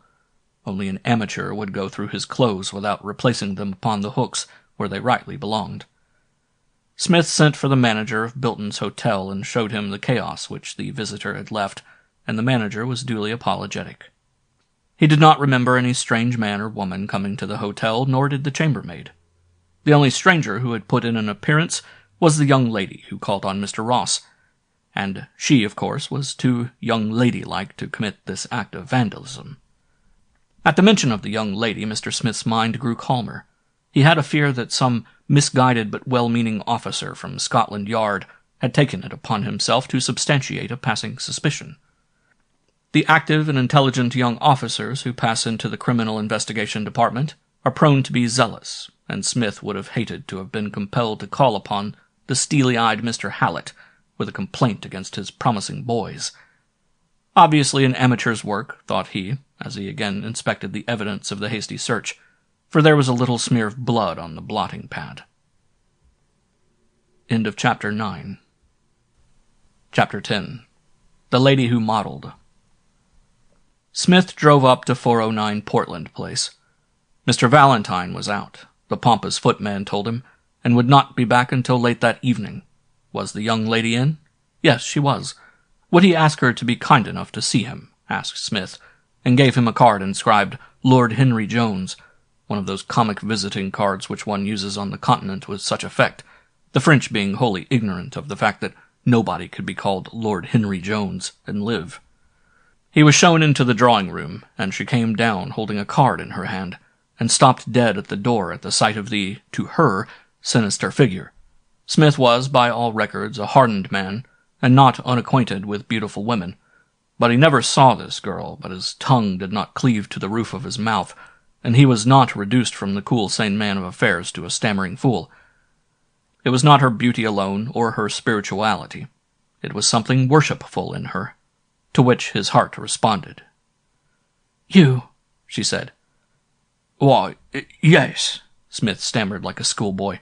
"I came to see you on a matter of importance." He looked at her hand. One finger was neatly bandaged, and then he laughed, incidentally recovering something of his self-possession. "My father is out," she said coldly. "I am afraid I cannot be of any assistance to you." "You can be a lot of assistance to me, Miss Valentine," said the man coolly. "You can give me, for example, a great deal of information." "About what?" she asked. "First, about your finger," said he boldly. "Have you hurt it badly?" "What do you mean?" she asked quickly. "When you cut open my writing case this morning," said Smith gently. "I fear the knife or scissors slipped. You left a little of your blue blood behind." Her face had gone pink, and for one delicious moment she looked ridiculous. There is nothing more wonderful than to see somebody of whom you stand in awe looking a little foolish. She was wise enough not to attempt to reply. "Won't you ask me to sit down?" asked Smith. She waved her hand to a chair. "What did you expect to find in my writing case?" he rallied her. "Evidence of my excessive criminality?" "I have that," she said. "You seem to forget that I was on the Quai de Fleur that night." She did not say what night, but it was not necessary to ask her for an explanation. What Smith marveled at was her extraordinary coolness. She did not tremble, she who had witnessed what must have been, to her, a terrible crime. She spoke as coolly of that night as though she had been a participant rather than a horrified spectator. "Yes, I remember," said Smith. "Curiously enough, I always remember things like that." But sarcasm was wasted on her. "You'll have some tea now that you're here, Mr. Smith? I take tea very early." Smith nodded. He was prepared to drink tea, or something more noxious, so that it was delivered to him by her hand. Into such a condition had this man fallen. She rang a bell and then came back to her chair and looked across at him with a little smile in her eyes. "So you think I'm a burglar, Mr. Smith?" she said. I don't think you're anything of the sort," stammered Smith. "The fact is, I thought possibly your father had told you to come." He floundered helplessly. "We are a queer lot of people, aren't we?" she said unexpectedly. "My father, you, and I." "And Mr. Ross," added Smith softly, and she looked at him for a moment startled. "Of course," she said quickly. "Mr. Ross. Mr. Valentine put you in the next room to him to watch him, didn't he?" She was a most disconcerting person, and again Trebong Smith was embarrassed. He had long before discovered that the best way to get out of an embarrassing situation is to return the embarrassment. "I don't know that it is necessary for me to watch Mr. Ross on behalf of your father," he drawled, "especially when he can sit at home and watch him." "What do you mean?" she asked quickly. "I thought Mr. Ross was a visitor to this house," said Smith innocently. "A visitor?" Her eyes were fixed on his, and then suddenly he saw a light dawn, and her face went pink. For a second or two she controlled the laughter which was bubbling at her lips, and then she fell back in the chair and laughed long and musically. "How wonderful!" she said. "Mr. Ross here, and did you see him come?" "I did," said Smith boldly. "And did you see him go?" "I didn't see him go," admitted the other. "Oh, but you should have done," she said with mock seriousness. "You should have seen him home and tucked him into bed. Isn't that what you're paid for?" Smith winced under the scarcely veiled scorn in the tone. Or was it good-humored malice? "So you saw Mr. Ross come here," she said after a while. "And did you tell my father?" "No, of course you didn't." Smith shook his head. "I told him nothing." And she looked at him queerly. At that moment a footman brought in a silvered tea-tray and set the table, and further conversation was impossible. When the man had gone and the girl had filled the cups, she sat with her folded hands on her lap, looking down as though she were resolving some problem. "Mr. Smith," she said, "perhaps you'll think it is dreadful of me that I speak so lightly over the terrible scene I witnessed on the Quai de Fleur, but I have a reason." "I think I know your reason," said Smith quietly. "I wonder if you do," she said. "Of course, I ought to shrink away from you, and shout for the police when you come near, for you're a horrid criminal, aren't you?" Smith grinned uncomfortably. She alone of all the people in the world had a trick of making him feel a fool. "I suppose I am," he said, "although I have—" "A clean bill in England, I know all about that," said the girl, and he stared at her, wondering who had used that phrase before, and was startled to remember that it was himself. "I'm rather a queer girl because I've had a rather queer life," she said. "You see, the earlier days of my life were spent in a little New Jersey town." "How eccentric," murmured Smith as he stirred his tea. "Don't be sarcastic," said the girl with a smile. "I was very, very happy in America, except that I didn't seem to have any parents around. Father only came occasionally, and he is rather, how shall I put it, forbidding." All the time her eyes were fixed on his, and Smith nodded. "I might have stayed on in New Jersey for a very long time," she went on. "In fact, all my life, because I loved the place.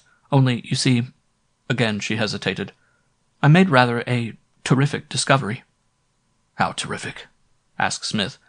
"Well, I won't tell you that," said the girl. "At least, not at present." He was curious enough now. "Perhaps if you told me," he said quietly, "it might help me a lot, and help you too." She looked at him doubtfully and shook her head. "I wonder," she said. "I'll tell you this much, and I'm not going to ask you to keep my secret, because I'm sure you will. I have rather a secret of yours, you know." "I had a horrible fear you were going to betray me," began Smith, but she stopped him. "Don't let us talk about that," she said. "One of these days I'm going to surprise you." "What was it you discovered in New Jersey?" asked Smith. "After Mother died," said the girl slowly, "and Father went to Europe, he left a lot of things with his lawyer, Judge Cram. The judge used to pay all my expenses, and the cost of the upkeep of the house, and give me an allowance every month when I was old enough to have an allowance, and generally he acted as father's agent. Well, whilst Mr. Valentine was away in Europe, the old judge died suddenly, and his practice passed into the hands of strangers. The first thing the strangers did was to send back a small black box which father had kept in the judge's office for safekeeping. I rather fancied that at the time of his death the judge was not acting for father at all, because my money used to come through the farmer's bank, and I suppose that the new lawyer, finding his office cluttered up with old boxes, thought he would make a clean sweep, so father's effects came back to me. I hadn't the slightest idea as to what I should do with it until Mrs. Temple, the lady who was looking after me, suggested that I should send it to him in Europe by registered post. Of course, I couldn't send a big heavy box, so I tried to find a key which would fit the lock, and after a while found one. The box was full of papers, all tied neatly into bundles, except for a few loose documents and photographs. I took them out, addressed a big envelope, and sent it to father, and it was whilst I was going over the loose papers that I saw something which decided me to come to Europe. Father had often asked me to come, though I don't think he seriously meant me to leave America. But now I made up my mind. "How long ago was this?" asked Smith quietly. 2 years ago, replied Stephanie. "And you came to Europe?" She nodded. "Your father knew?" "Oh, yes," said the girl indifferently. "He agreed. In fact, I think he was pleased." Smith thought a while. "That explains a lot," he said, then asked carelessly, "What do you do with your days?" The answer was the last he expected. "I model in wax," said the girl. "Didn't father tell you?" "Model?" She nodded. "I will show you," she said, and led him out of the drawing-room through the big hall to a little room at the back of the house. The room was really a small conservatory, which had been furnished with a long deal bench, a few chairs, and a cupboard. He looked at the beautiful little figures, finished and unfinished, that decorated the bench, and was genuinely astonished. "You're an artist, Miss Stephanie. Miss Valentine," he corrected himself. "Miss Stephanie would do," she said with a little smile. "I'm an artist, am I?" "Of course, I don't know much about art," began Smith. "But you know just what you like," she said dryly. "Now you've disappointed me, Mr. Smith. I thought a man with your artistic temperament would really have said something original." They were exquisite little models. A shepherdess in the French style was as perfect a thing as Smith had seen. "And do you colour them yourself?" She nodded. She glanced round, and Smith saw a look of anxiety in her face and followed the direction of her eyes.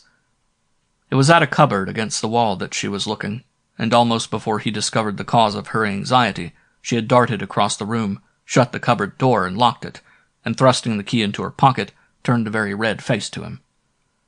"Family skeleton?" said Smith. She looked at him suspiciously. "The family skeleton," she replied steadily. "Now, come back and finish your tea." She was perturbed, and Smith wondered what there was in that mysterious cupboard which she was so anxious to hide. And what had amused her so when he had told her that he had been shadowing Mr. Ross? She was a strange girl. He did not understand her, and what he did not understand worried him. "The family skeleton," she said unexpectedly after a long silence. "There are a lot of skeletons in this family, Mr. Smith." "There are in most families," said Smith lamely. "But we," she lingered on the word we, "Borgias, we have more than our share, Mr. Smith." "Borgias?" said Smith softly. "What do you mean by Borgias?" "Didn't you know? Of course you knew," she said derisively. She had recovered something of her spirits and her old flippancy. "Have you never heard of the illustrious house of the Borgias? Can you understand why father did not call me Lucrezia?" "I think I can," said Smith. "Oh, yes, I think I can." And he nodded wisely. "What is your explanation?" she asked. "My explanation is the mysterious box that you discovered in your little Jersey town," said Smith. "The box and the contents thereof." She got up from her seat and held out her hand. "I hope you've enjoyed your tea," she said. "I think you ought to get back." And Smith was in the street before he realized that he had been summarily dismissed. End of chapter 10. Chapter 11. John Welland. On the morning of this interview, a warder opened the cell door in Strangeways jail and woke John Welland from a troublous sleep. He was not known to the officials of Strangeways jail as John Welland, but the name he had assumed is unimportant. 6 o'clock, said the warder briefly and went out. John Welland rose and dressed himself. Jail delivery at Strangeways is at 9 o'clock in the morning. But the big prison clock was booming in the midday hour before the discharged men were released to their waiting friends. It was 12:30 when John Welland came through the little black wicket door and walked down the street in the direction of the cars. A prisoner who had been released that morning and who had been detained outside the jail by his numerous friends jerked his head in the direction of the retreating figure and said something which diverted the attention of his friends from their hero and to the man. Welland boarded a streetcar and drove to the far end of the city, where he changed into a car which brought him back again, but by another route. He alighted and walked for 1.5 miles, taking such shortcuts as would suggest that he feared being watched and followed. Presently he came to a quiet street and turned in at a little house at one end. There was nobody to greet him, but a tiny fire burnt in the kitchen, and somebody had laid a plate and a cup and a saucer. He put the kettle on and climbed a steep little flight of stairs which led to a neat bedroom, changing his clothes for others which he took from a hanging cupboard. The face that looked into the mirror was grey and lined, the face of a prematurely old man. For fully 5 minutes he stood looking at himself, as though communing with the reflection. Then with a sigh he descended the stairs, made and poured his tea, and sat down before the fire, his elbows on his knees, his chin in his palm. He heard the door unlocked and looked round as a motherly-looking woman came in with a loaded market basket. "Good morning, mister," she said in a broad Lancashire dialect. "I knew you'd be back this morning, but I didn't think you'd be here so early. Have you made your tea?" That's all right," said Wayland. He was Welland at home, at any rate. She made no reference to his absence. Probably she was used to it. As she disposed of the contents of the basket, she chattered incessantly, so incessantly that he rose presently and went into the little parlor and closed the door behind him. The woman went about her work until from the parlor came the faint strains of a violin, and then she sat to listen. It was a sad refrain he was playing, something Andalusian, with a sob at its end, and the good woman shook her head. Presently Welland came out again. "Aye," said his housekeeper. "I wish you'd play something cheerful, Mr. Welland. Those tunes get on my nerves." "They soothe mine," said Welland, with a faint smile. "You're a champion player," agreed the busy lady. "And I like a tune on the fiddle. Did you ever play in public, Mr. Welland?" Welland nodded as he took down a pipe from the mantel-shelf, stuffed it from an old pouch, and lit it. "I thought you did," said Mrs. Beck triumphantly. "I was telling my husband this morning." "I hope you didn't tell your husband much about me, Mrs. Beck," said the man quietly. "Oh, not too much. I'm proper careful. I told a young man who came here yesterday." Welland took out his pipe and looked round, his grey eyebrows lowered in a frown. "What young man came here yesterday?" "He came to inquire if you were at home." "If I was at home," said Welland. "Did he mention my name?" "He did and all," said the woman.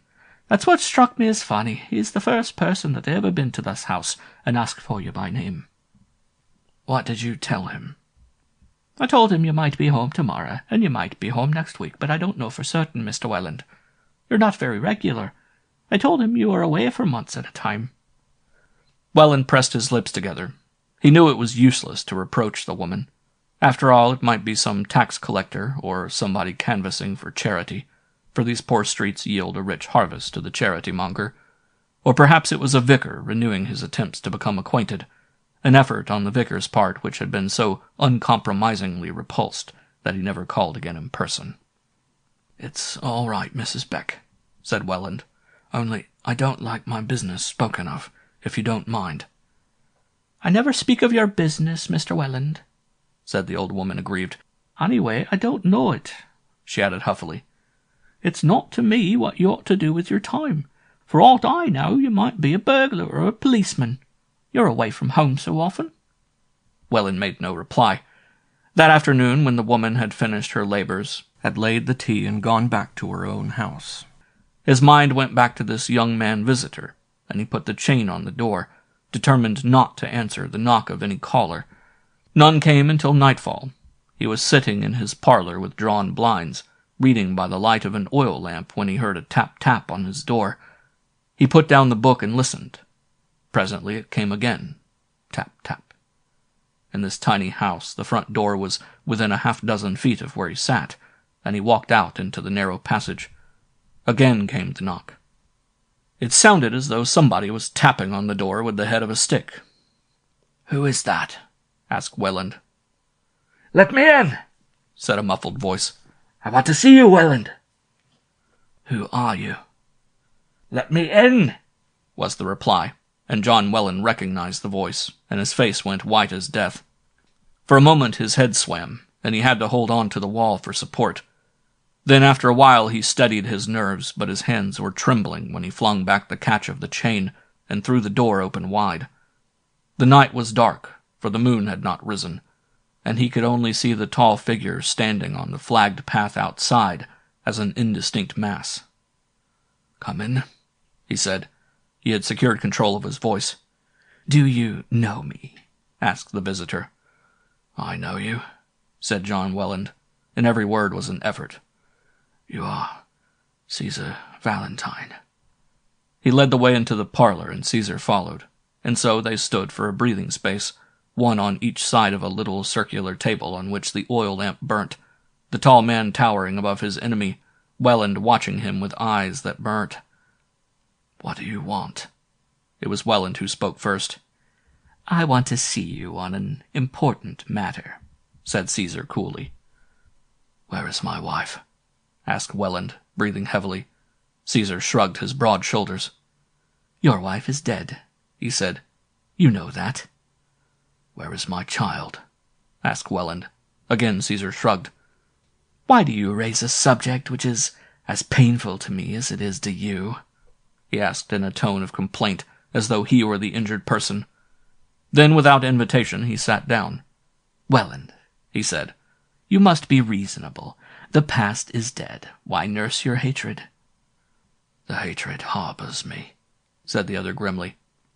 "It is the link which binds me to life, Valentine, and will keep me living until with these hands—" he stretched them forth, and they were trembling. "Until with these hands I kill you." Caesar laughed. "Melodrama," he scoffed. "You will kill me? Well, here I am. Kill, my friend. Have you no gun or knife? Are you afraid? You who threatened to kill and who have held this threat over my head all this time. Now is your opportunity." He slipped from his pocket something which glittered and laid it on the table before the man. "Take this," he said. It was a silver-plated revolver. "Shoot. I guarantee that the bullet is heavy enough to kill." Welland looked from the pistol to the man and shook his head. "Not that way," he said. "You shall die in good time, and you shall suffer even more than I have suffered." A silence fell again, and Welland went on. "I am glad I have seen you," he said, speaking half to himself. "You have not changed. You are as you were. Look at me." He flung out his arms. "You should be happy, Valentine. For all your life you have taken that which you wanted, and I have lost. Oh, my God, what have I lost?" He covered his face with his hands, and Caesar watched him curiously. Then the big man picked up the revolver and put it back in his pocket. "I shall die in good time, eh?" he sneered. "Well, here's to that good time. You had your chance. I asked you to divorce her." "Divorce?" groaned the other. "She could have been married again and been happy. Now, Welland, are you going to be sensible?" "Have you said all you wanted to say?" asked Welland steadily. "Because if you have, you can go. I say I am glad I have seen you. It has revived whatever hopes and ambitions were fading from my heart. I've gone through hell for you, Caesar Valentine. I've suffered beyond your understanding in order that one day... He nodded, and despite his calm and self-possession, Caesar felt a cold chill creeping down his spine. He was angry at the thought that any man should bring that thrill of fear to his heart. "You've had your chance, Welland," he said, "and if you've missed it, that is your fault. Now I've come to put the matter plainly to you. I believe you're in some government service. I have reason to believe that you have been employed to spy on me. And I tell you here and now that the man is not born who will net Caesar Valentine." He brought his fist down on the table and the lamp jumped. "Like a fool I left you alone, and never once did it occur to me that I had the whole game in my hands if I acted, instead of waiting for you to make your wife a free woman." He had stepped round the table until he was side by side with the man he had wronged. Then suddenly, without warning, his two hands shot out and gripped Welland by the throat. Welland was strong, but Caesar was superhuman in his strength. He swung the man backwards over a chair and crashed him to the floor. His hands never released their grip. Welland struggled desperately, but his struggles were in vain. Caesar's knees were upon his arms. Those vice-like hands of his were pressing steadily at his throat. "Tomorrow," whispered Caesar, "they will find you hanging." There was a knock at the door, and he looked round. Again the knock came in the voice of a woman. "Are you up, Mr. Welland? I can see your light. It's only Mrs. Beck." Caesar released his grip and crept out of the room as Welland struggled to a chair, voiceless, half senseless, and incapable of further movement. The big man stepped back into the room and blew out the lamp. Then he came back and opened the door. "All in the dark," said the woman's voice. "Aye, but I could have sworn I saw a light." He let her pass, then leapt through the door, slamming it behind him. End of Chapter 11. Chapter 12. The Mysterious Mr. Ross. "You look as if you've had a bad night, my friend," said Mr. Trebong Smith. "A bad night?" said Caesar absently. Oh, yes, I didn't get back to town until late." "Did you see your Mr. Welland?" Caesar did not reply. "I gather you did," said Smith, "and that the interview is one you don't care to think about." Caesar nodded. "I am wondering just what Welland will do," he said after a while. "With any kind of luck I should have known, but I was interrupted." Smith looked at him sharply. "That sounds like an interesting story spoilt by over-modesty," said he. "Will you be kind enough to tell me just what happened when you met this interesting Mr. Welland?" "I ought to have sent you," said Caesar moodily. "There's something weak about us Borgias, a cursed desire for the theatrical. I can imagine that you would have made no mistake." And then he told his companion the story. Smith was grave.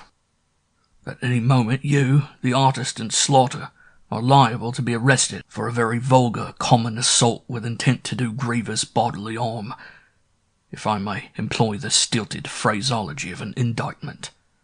Caesar shook his head. "He will not take action. I tell you the man is fanatical. He is satisfied in his mind that some day he will kill me, and nothing less than killing me will please him." "Better you than me," said Smith. "You would be well advised to go careful, Mr. Caesar Valentine. You can't play those monkey tricks in England and get away with them. If Welland is number 6, then you're going to have the devil's own trouble before you're rid of his attentions."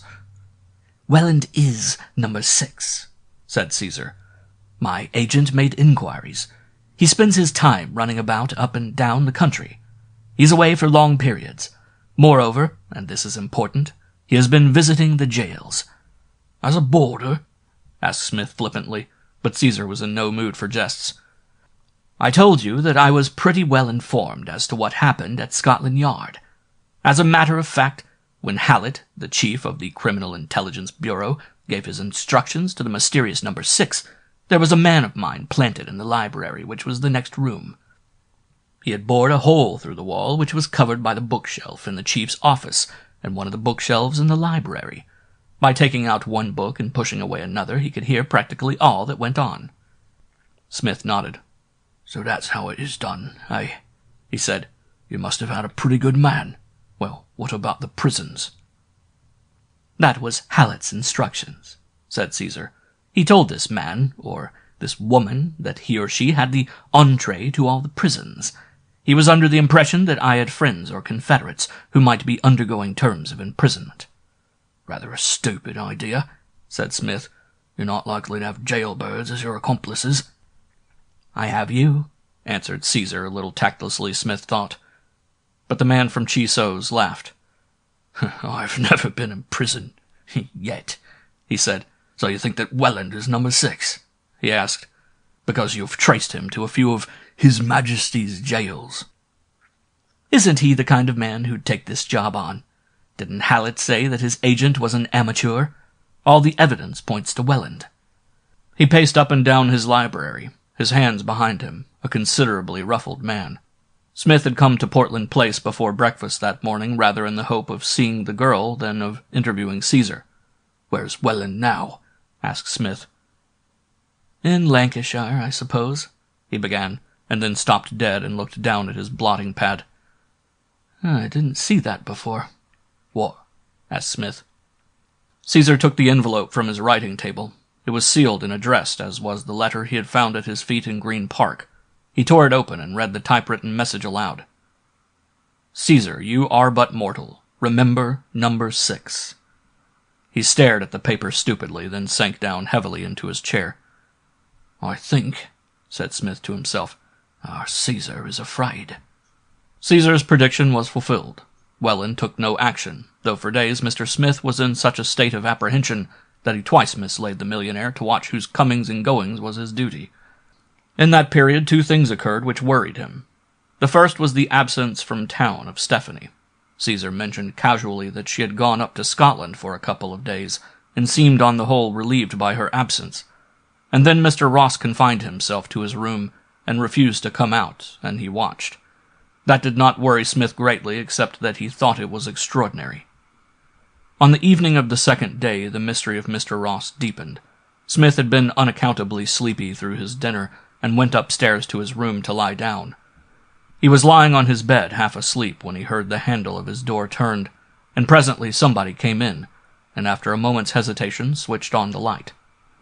In the second of time between the switching on of the light and its extinguishment, he caught a glimpse of old Ross in a dressing gown, just a momentary glimpse, and then the light was snapped out. There was a patter of feet, and the old man's door closed with a slam, and Smith heard the key turned in the lock. That in itself was remarkable. That the man he had been set to watch should be watching him, and, taking advantage of his absence, as he had evidently thought, should have entered the room, was astounding. Smith was quite awake now, and walked down the corridor, inspecting the door, wondering in his mind what excuse he could find for knocking and interviewing his neighbor.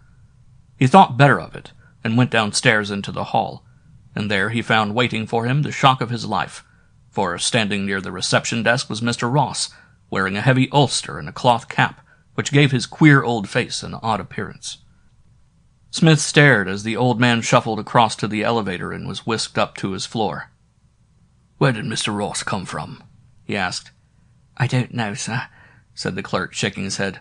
I thought he was in his room. He hadn't been out of his room all day, and I certainly didn't see him go through the vestibule. Said Smith.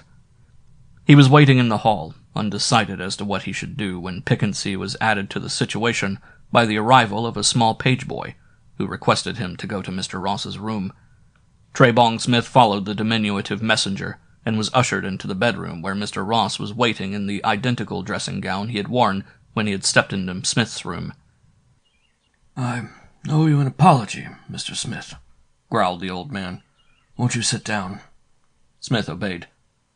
I'm afraid I've been wandering rather restlessly about the hotel of late, and I made a mistake and stepped into your room about half an hour ago. Yes, said Smith, and then you made a mistake and stepped into the hall, dressing yourself en route. The old man's grim face relaxed in a smile. You're very observant, Mr. Smith, he said. What a wonderful detective you would have made. Was he being sarcastic? Smith rather thought he was. He wondered at first why the old man had sent for him, but the soft sound of footsteps on the carpet outside the door reached his ears, and he wondered no longer. Of course, the old man had brought him to the bedroom, whilst his double was escaping from the sitting-room. End of Chapter 12. Chapter 13. A Proposal of Marriage. It is related of great criminals, and no biographer would miss recording this aspect of their lives, that there come to them moments of remorse and memory, where the shades of their victims crowd in upon them and bring them to the borders of madness.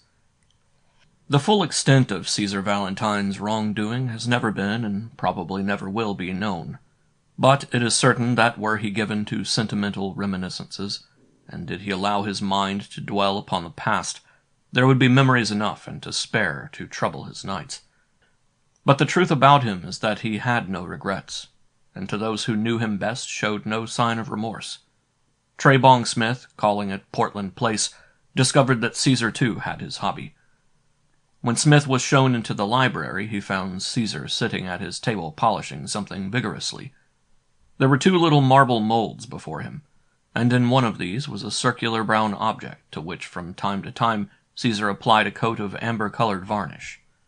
"What on earth is that?" asked Smith. "What does it look like?" said Caesar without looking up. "It looks for all the world like a button." "And that's just what it is," said Caesar Valentine cheerfully. "You never suspected me of being a button-maker?" Smith looked closer and found that the other had spoken the truth.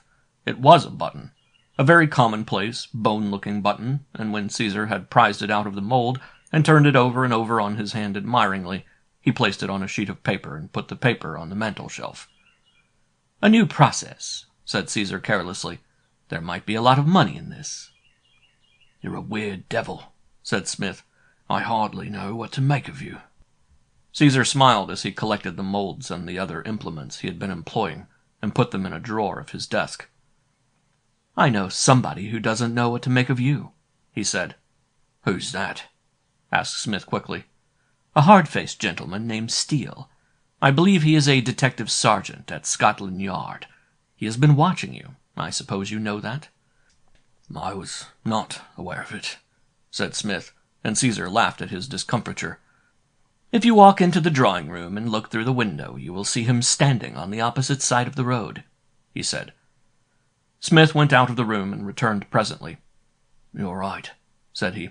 "I suppose that's Steele. I don't know the gentleman." "Make yourself comfortable, Smith," said Caesar, dismissing the detective with a characteristic gesture. "I'm going to put a proposal up to you." "That's interesting. Is there money in it?" Caesar nodded. "A great deal of money in it," he said, "for you and for me. I want you to marry Stephanie." Smith half rose from his chair in astonishment. "Marry Stephanie?" he said incredulously. "Your daughter?" Caesar nodded. "I want you to marry Stephanie," he said. "That is why I attached you to my entourage. You don't suppose I wanted to hire an assassin to settle my feuds, do you?" Smith was silent. "I watched you for a long time in Paris," said Caesar. "You are the kind of man that I'd been looking for a year. You're educated. You are once a gentleman. You have a manner, and to my surprise I found Stephanie speaking quite approvingly of you." "As a possible husband?" asked Smith dryly. The other shook his head. "I didn't discuss you in that aspect," he said. Smith's heart was beating rapidly. He had to exercise all his powers to keep his face expressionless. Stephanie. It was incredible, and in some respects terrible. "I suppose you're not married already?" asked Caesar, and Smith shook his head. "That, of course, would have complicated matters," nodded Caesar. "As things stand now, the matter is easy." He pulled open a drawer and took out a paper, handing it to the other. "This is an agreement, you will observe, as between you and me, that in the event of your wife inheriting a fortune, you will deliver to me 1/2 of your share." It required all Smith's self-control to keep his voice steady. "Suppose my wife does not agree?" he asked. "That will be settled before your marriage," said Caesar. "She will sign a document undertaking to place 3/4 of her inheritance in your hands." Smith laughed, a helpless, irritating laugh. "You're taking a lot for granted," he said. "Stephanie will agree," replied Caesar, and pushed a bell on his table. A servant came in. "Ask Miss Valentine to come to the library," he said. "What are you going to do?" demanded the agitated Smith when the man had left. "You're not going to ask her now?" "Wait," said Caesar. "But—" "Wait," said Caesar sharply.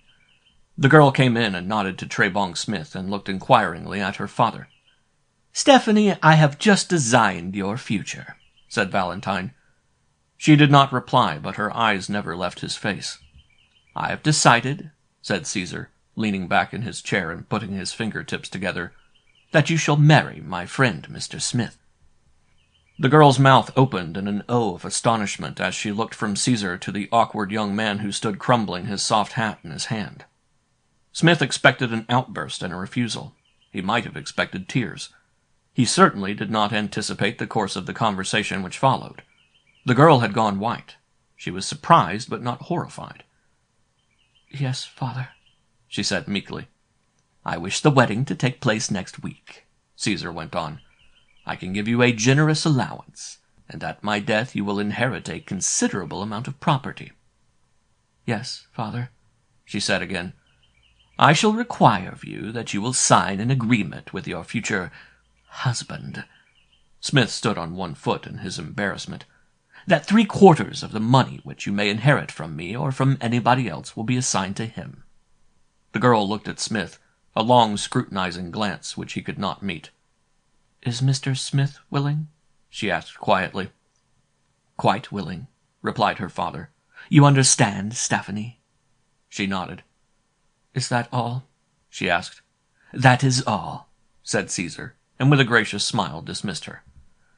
Smith sat there spellbound, incapable of speech, and Caesar looked at him curiously with a cynical little smile on his handsome face. "Well, Smith," he said, "you seem to be somewhat overcome." Smith licked his dry lips. "Do you know what you have done?" he asked. "I think so," said Caesar coolly. "I have given you a very charming wife." "You have engaged your daughter to a man like me." There was something in his tone which led Caesar to scrutinize him more keenly. "What is the matter?" he asked. "Are you suffering from a conscience?"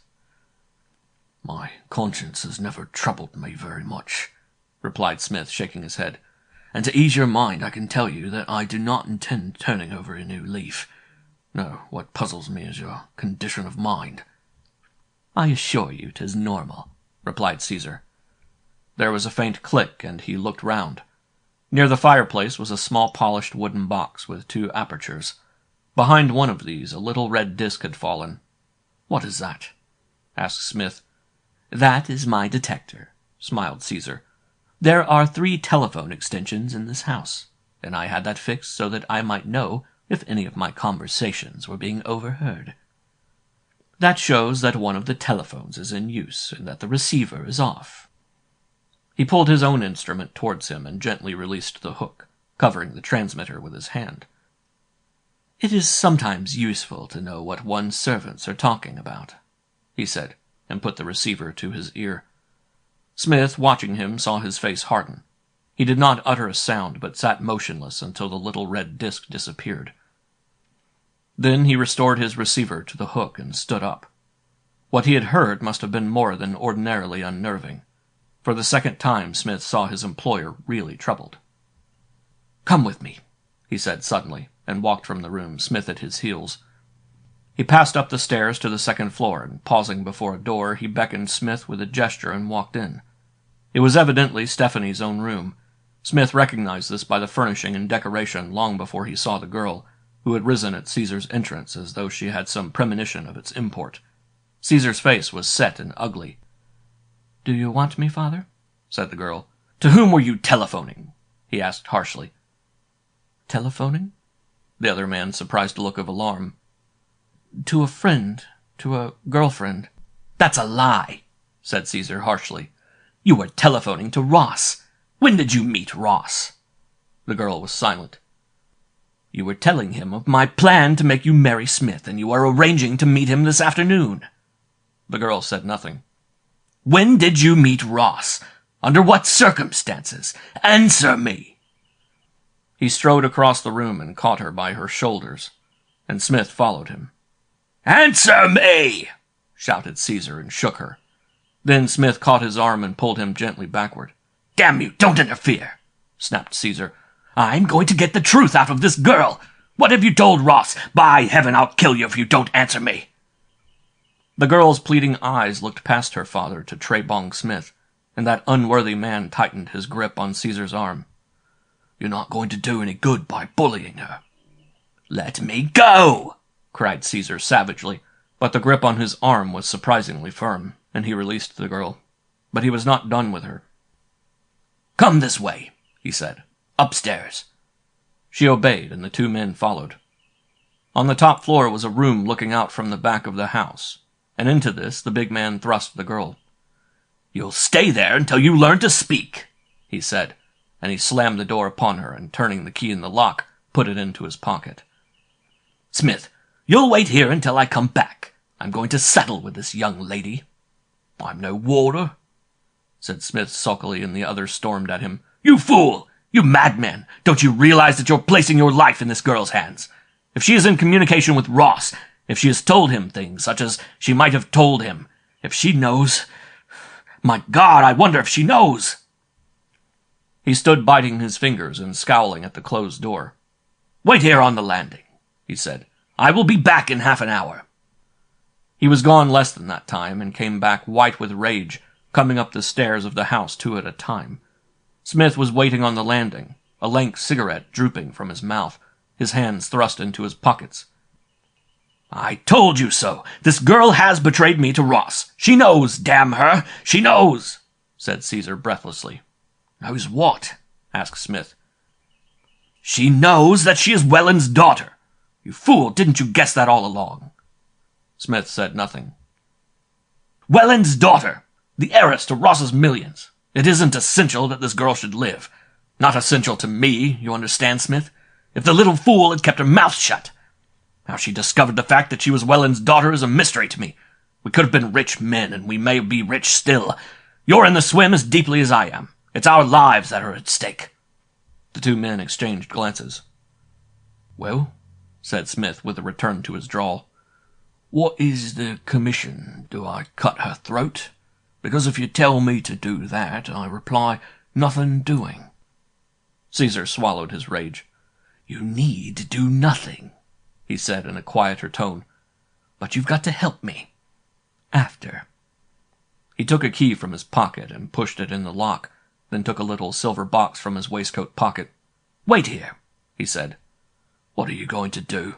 asked Smith, and a slow smile dawned on Caesar's face. He opened the door and stepped in, and there was a momentary silence. Then a curse came from the room. "She's gone!" "Gone?" said Smith in a tone of amazement. "Gone?" He walked into the room, but it was empty. The windows were closed. There was no other door, but the girl had vanished. "Look! Look! Look!" Smith could have sworn he heard Caesar's teeth chatter as he pointed with shaking fingers to one of the walls. There was an envelope suspended by its gummed edge. In pencil were the 5 words, "Caesar, you are but mortal." And in the corner, the cipher 6. The next day, Caesar had disappeared from London, leaving a hurried note for his confederate. It contained peremptory instructions for Smith that he should take up his quarters in Portland Place, pending Caesar's return. And this was an invitation which Mr. Smith accepted without hesitation, for his consuming vice was curiosity. So to Portland Place he came, occupying Caesar's own room. It somewhat interfered with his comfort that before leaving Caesar had summarily dismissed the modest staff of servants that ran the house. Mr. Smith sympathized with an indignant butler and left a protesting footman with the impression that in Smith he had a friend for life.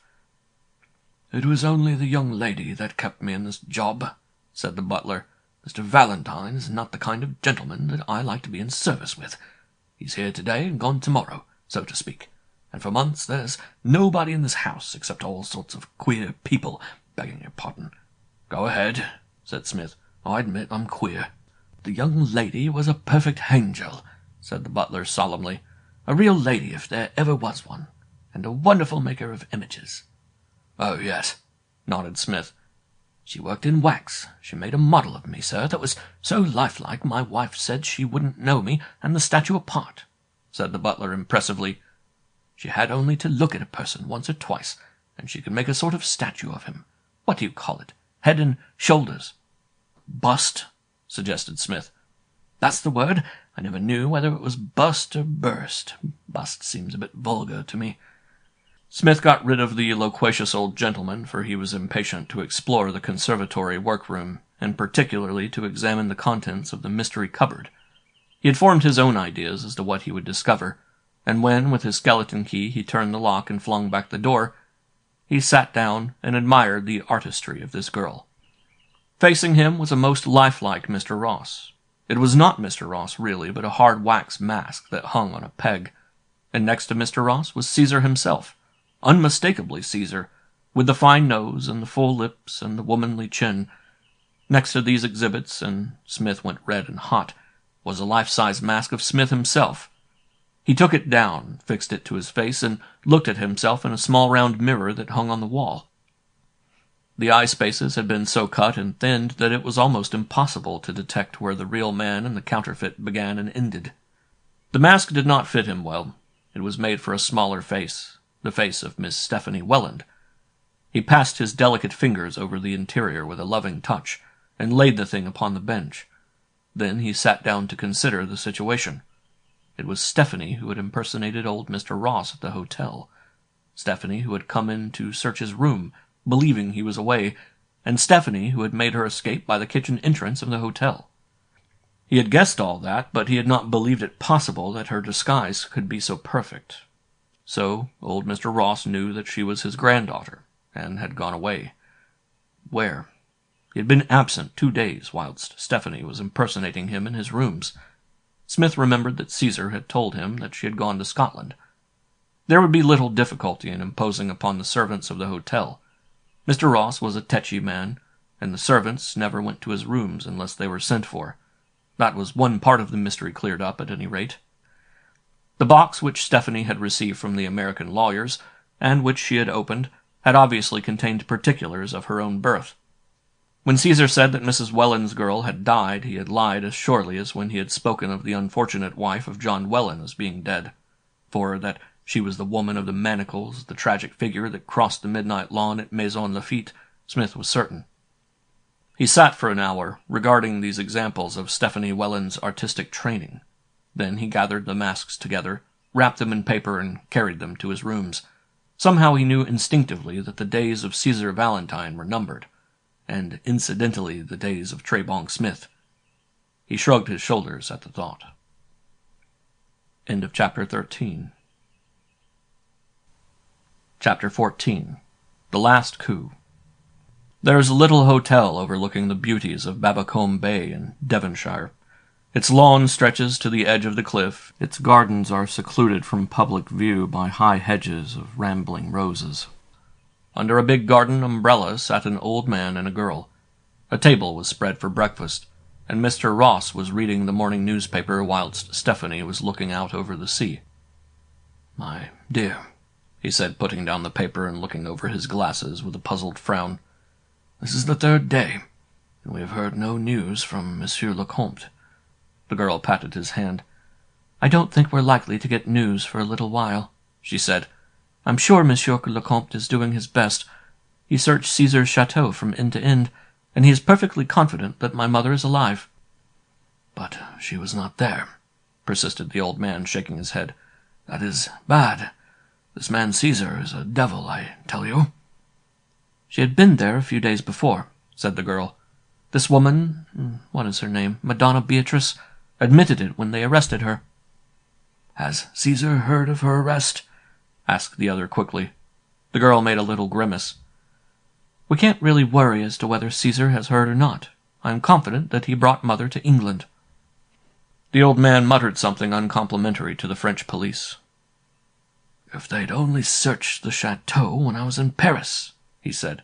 "But there were all sorts of formalities to overcome. Apparently Caesar is regarded as an American subject, and they had to consult the consulate. And then the infernal consulate had to consult somebody else to discover whether he was American or English. Who was this Madonna person?" "An old servant of the Valentines, I believe," said the girl. "We shall have him yet," muttered the old man, and took up his paper again. It was at that moment that Trebong Smith made his appearance, a passable figure in grey flannels who strolled nonchalantly across the lawn toward the group. At sight of him, the girl rose.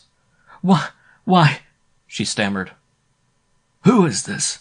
demanded Mr. Ross sharply. "Mr. Smith?" "I'm awfully sorry," said Trebong Smith.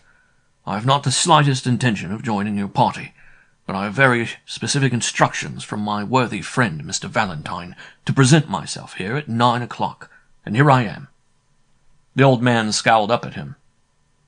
"And you can go as quickly as you came," he said gruffly. "We want no people of your caliber here, my friend."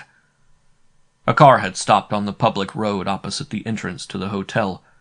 The girl heard it and Smith heard it, but neither attached any significance to so commonplace an event. Perhaps had they seen the man and woman who alighted, or been witnesses of the menacing gesture of the man and the shrinking submission of the woman, even the venom in the old man's tone would have been unheeded. "You can go back to your employer," he snapped, "and tell him that I am afraid neither of him nor his hired cutthroats. Such men as you, enjoying all the advantages of education and birth, who descend to the level you have reached, are more contemptible in the eyes of decent men and women than the poor, wretched creatures who fill our jails." Smith smiled a little crookedly. "Your views upon my character," he drawled, "are particularly interesting. Your granddaughter will probably tell you—" And here came the grand interruption. Smith alone of the three understood just what it meant, and drew a long sighing breath as a faded woman walked haltingly towards them. "My God," he whispered. The girl was watching the intruder wonderingly. The old man still held to his scowl. The newcomer was a frail lady with an old colorless face, and the hands she put before her as she groped like a blind woman across the lawn were blue-veined and almost transparent. Then the girl screamed and flew towards her, and at her approach the woman halted and shrank back.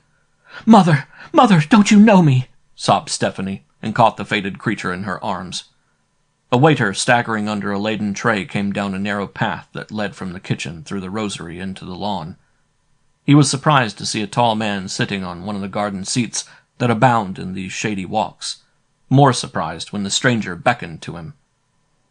"Waiter," he said, "could you get me a glass of water?" "Certainly, sir," said the waiter. "I'm just taking coffee down to a gentleman on the lawn." "Won't take you a minute," said the man faintly, and took out a handful of silver. "I have heart trouble. My life may depend upon your help." The waiter put down the tray and hurried back to the kitchen, and returned in something under a minute. The stranger took the glass with a shaking hand. "Thank you," he said. "I feel better now." The waiter picked up the tray, pocketed the liberal tip, and carried the tray to the strangely assorted group on the lawn. When he returned, the stranger had gone. The fourth member of that group, Smith, felt awkward and out of place. Yet he must hold on, for Caesar could not have telegraphed to him insisting upon his arrival at the Bellevue at an exact hour unless there was more of the game to be played out. He had drawn aside from the three and heard little of what was said. He recognized the woman immediately as the apparition he had looked upon from his bedroom window at Maison Lafitte. It was old Ross who beckoned him forward, and if his tone was not friendly, it had lost some of its antagonism. "Mr. Smith," he said solemnly, "did you know of this?" Smith shook his head. "I knew nothing," he said, "except that I suspect this lady was kept a prisoner at Caesar's house in Maison Lafitte. Do you know why he has released her? Why he brought her here this morning?" Again Smith shook his head. "I know nothing except that I had instructions from my employer to be here at a certain hour." It was an awkward moment, in a situation which required the most delicate handling. After a little while he was withdrawing, when the woman beckoned him back. She was sitting looking listlessly from her daughter to the old man, a dazed gray woman, incapable, it seemed, of understanding what was going on around her. But at the man's movements, she roused herself. "You are Smith?" she said. She spoke slowly as one who was not accustomed to speaking. "He told me you were to wait." "Where is he?" asked Smith quickly. "He was there, in the car." She pointed to the way she had come. But I think he has gone now. He did not wish to wait and see father," she said simply. "But you were here. He said that. We must always do what Caesar says." Smith came back to the little group, and at a nod from the old man seated himself. "I signed the paper he asked me to sign," said the woman, "on the boat yesterday, and one of the sailors, a steward, I think, signed it too." "A paper?" said the girl quickly. "What kind of paper, Mother?" The woman's brows contracted. "Mother," she repeated. "That's a peculiar word." She looked strangely at the girl. "I had a little child once," she said, and her eyes filled with tears. Stephanie drew the woman's head down upon her shoulder and comforted her. "Let us hear the story, my dear," said Ross gently. "I am sure Mr. Smith will not mind staying. Stephanie, my child, pour out the coffee and a cup for Mr. Smith." "It was a week ago, I think," said the woman more calmly. "Caesar came to the house and told me he was taking me back to England to my father, and of course I was glad. It had been very, very dull at the chateau, you know, and everything has been so mysterious, and sometimes Caesar has been quite cruel. They were afraid of my running away. That's why they only used to allow me to come out at night with horrible things on my hands and ankles, so that I couldn't run. I tried to run away once," she said. Smith was watching her over the brim of his cup as he sipped his coffee. Stephanie had lifted her cup, and it was at her lips when Smith struck it from her hand. The hot coffee spilt over her dainty dress, and she sprang up in alarm and indignation. "Sorry," said Smith coolly. "Sorry to interrupt the story and the light repast, but there's a taste about this coffee which I don't like." "What do you mean?" demanded Ross. "I only mean," said Mr. Smith, "that it seems to me rather likely that friend Caesar is removing the just and the unjust at one fell swoop. And speaking for myself, I should prefer to live a little while longer." He smelt the coffee, then beckoned the waiter who was visible at the far end of the lawn. "Coffee tastes funny, sir," said the waiter in surprise. "I don't know why that should be." He was lifting the cup when Smith stopped him. "Unless you want to be a very dead waiter," he said, "I should recommend you not to taste it. Just tell me, did you bring this coffee straight from the kitchen?" "Yes, sir," said the man, mystified. "Did you meet anybody on the way?" "No, sir." "Yes, I did," corrected the man. "There was a gentleman who was ill and asked me to get him a glass of water." "Which you did," said Smith, "leaving the coffee behind, I see." He nodded. "All right, that will do." "Shall I take the coffee back?" "No, thank you," said Smith grimly. "Leave the coffee here. I want to make absolutely certain that Caesar Valentine has double-crossed me, but I'd rather like to make the experiment on something less human. Bring me a bottle, a whiskey bottle will do, to put this coffee in." There was a dead silence when the waiter had gone. "You don't mean to suggest that he would be as diabolical as that?" "I'm not concerned with the morality of his actions or the purity of his intentions," said Smith, "but I am pretty certain that our friend contemplated a vulgar and wholesale murder, which would remove in one swoop every person with a knowledge of his infamy." End of Chapter 14. Chapter 15. The End. Caesar Valentine received the note written from Bilton's hotel and was considerably annoyed to discover that the signature was T.B. Smith. It was a note at once peremptory and reassuring, for Smith had made no reference to the deplorable happenings at Babcombe on the previous day. Caesar came to Bilton's hotel and went straight up to Smith's room. Remarkably enough, it was Ross's old room, but Caesar did not seem to notice this. Smith was sprawling in an armchair, smoking the pipe of peace. "Hello, you back?" greeted Caesar. "I expected you at Portland Place." "Shut the door and sit down," said Smith. "I'm not returning to Portland Place. I think this little caravanserai is safer." "What do you mean?" demanded Caesar with a smile. "I mean, Valentine, that you've tried to double-cross me, and it's the last time you'll do it. Now I'm talking to you as man to man, and get all that I say into your mind and memory. I came in with you on the understanding that we were going to play fair all the way round, that there were to be no mysteries and no secrets. Now, you know my record, and I pretty well know yours, and I want the whole facts of certain circumstances and certain relationships of yours in the past before I go any farther." "Suppose I refuse to offer you my confidence?" asked Caesar. "Are you going to the police or something?" "I'm not going to the police, and I'm not particularly afraid of the police coming to me," said Smith. "You have nothing against me." "Except a murder in Paris," suggested Caesar. "Oh, that." Smith shrugged his shoulders. "Paris is Paris, and London is London. Caesar, you tried yesterday morning to put me out of action. Don't lie about it.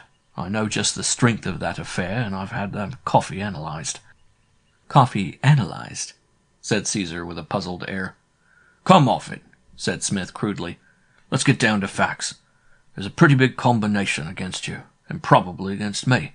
I think it's stronger against you than me. Now you know just how much you have to fear, and I think if you let your mind wander round, you'll guess the identity of your weird enemy." "You mean number 6, said Caesar sharply. "It must be either Welland Or, said Smith, or the Gale boy." "Let us hear all about the Gale boy," said Smith, "because this is something I have not heard before from you." Caesar thought for a moment. "Well, you might as well know," he said. "George Gale, the bank manager, had a son. I believe after the tragedy he went to the Argentine, and I am under the impression that he is still there. In fact, I seem to remember your telling me as much." Smith nodded. "Why should you fear Gale's son?" he asked, and Caesar did not reply. "What is the truth about that Gale case, Caesar? I can't go on much longer unless I know just what difficulties I have to face." "Gale died," said Caesar sullenly. "His death was providential, I gather," said Smith. "In a way it was," said Caesar. "I owed him a lot of money. In fact, I had put him in wrong. If he had opened his mouth, I should have been arrested for fraud. And on the day of his death he had practically decided to make a statement to the police.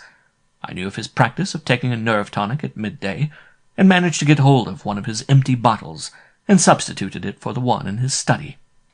"And that empty bottle contained something particularly noxious in the way of acids, I presume?" said Smith steadily. "Hydrocyanic," replied Caesar. "Now you know the whole truth of it.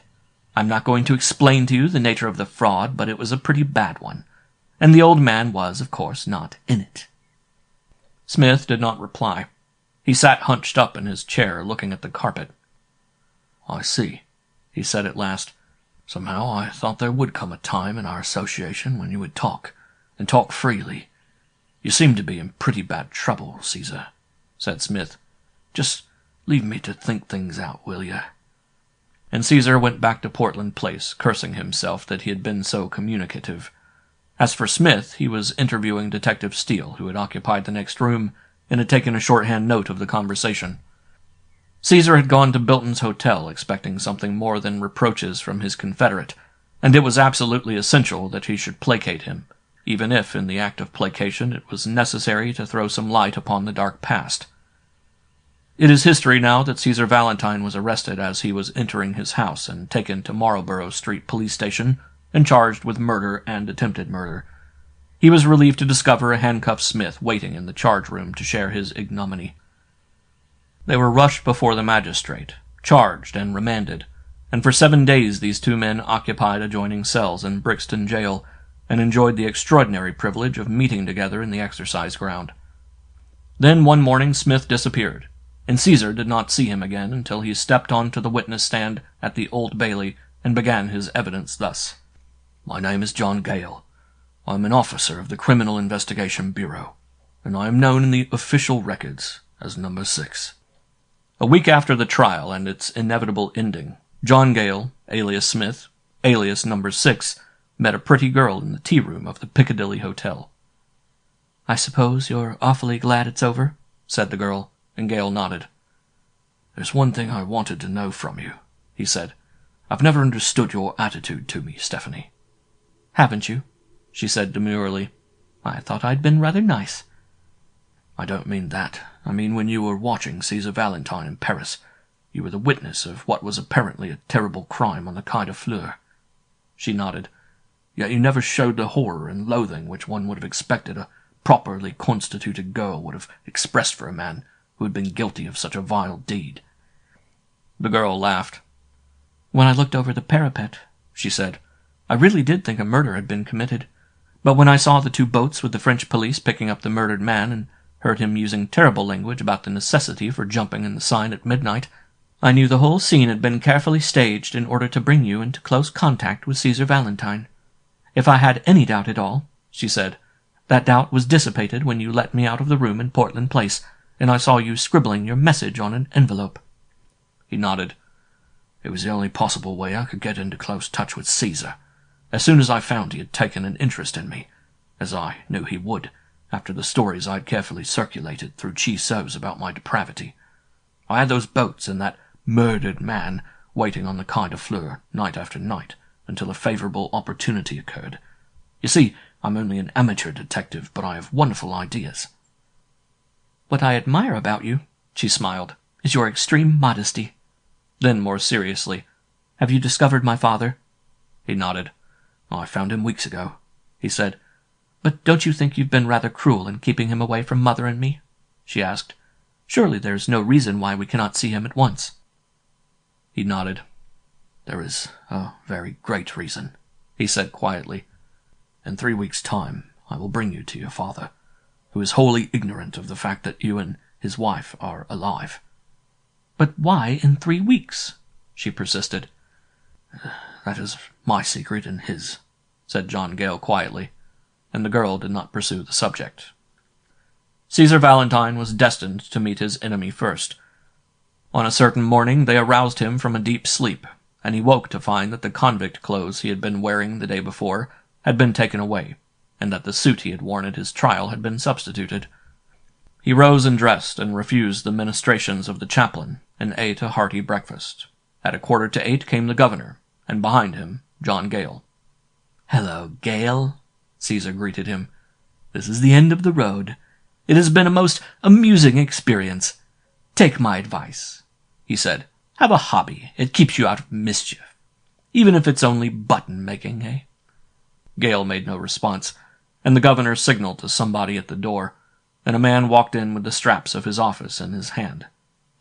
"Excuse me," said Caesar, and to everybody's surprise he fell on his knees by the side of his box and buried his face in his hands. Then he rose, turned, and faced Welland. "My God," he breathed, and he seemed to have difficulty in talking. "You, the hangman!" Welland nodded. "I have waited for this day," he said, and deftly strapped Caesar's hands behind him. "You have waited in vain," said Caesar loudly. "Look there, my clever fellow. How many buttons are there on my coat?" Welland looked and saw that a thread was hanging where a button had been. "Cyanide of potassium and a little gum make an excellent button," mumbled Caesar, and collapsed in the arms of the warders. They laid him down on the bed, but he was dead. End of number 6 by Edgar Wallace. Read by Ben Tucker.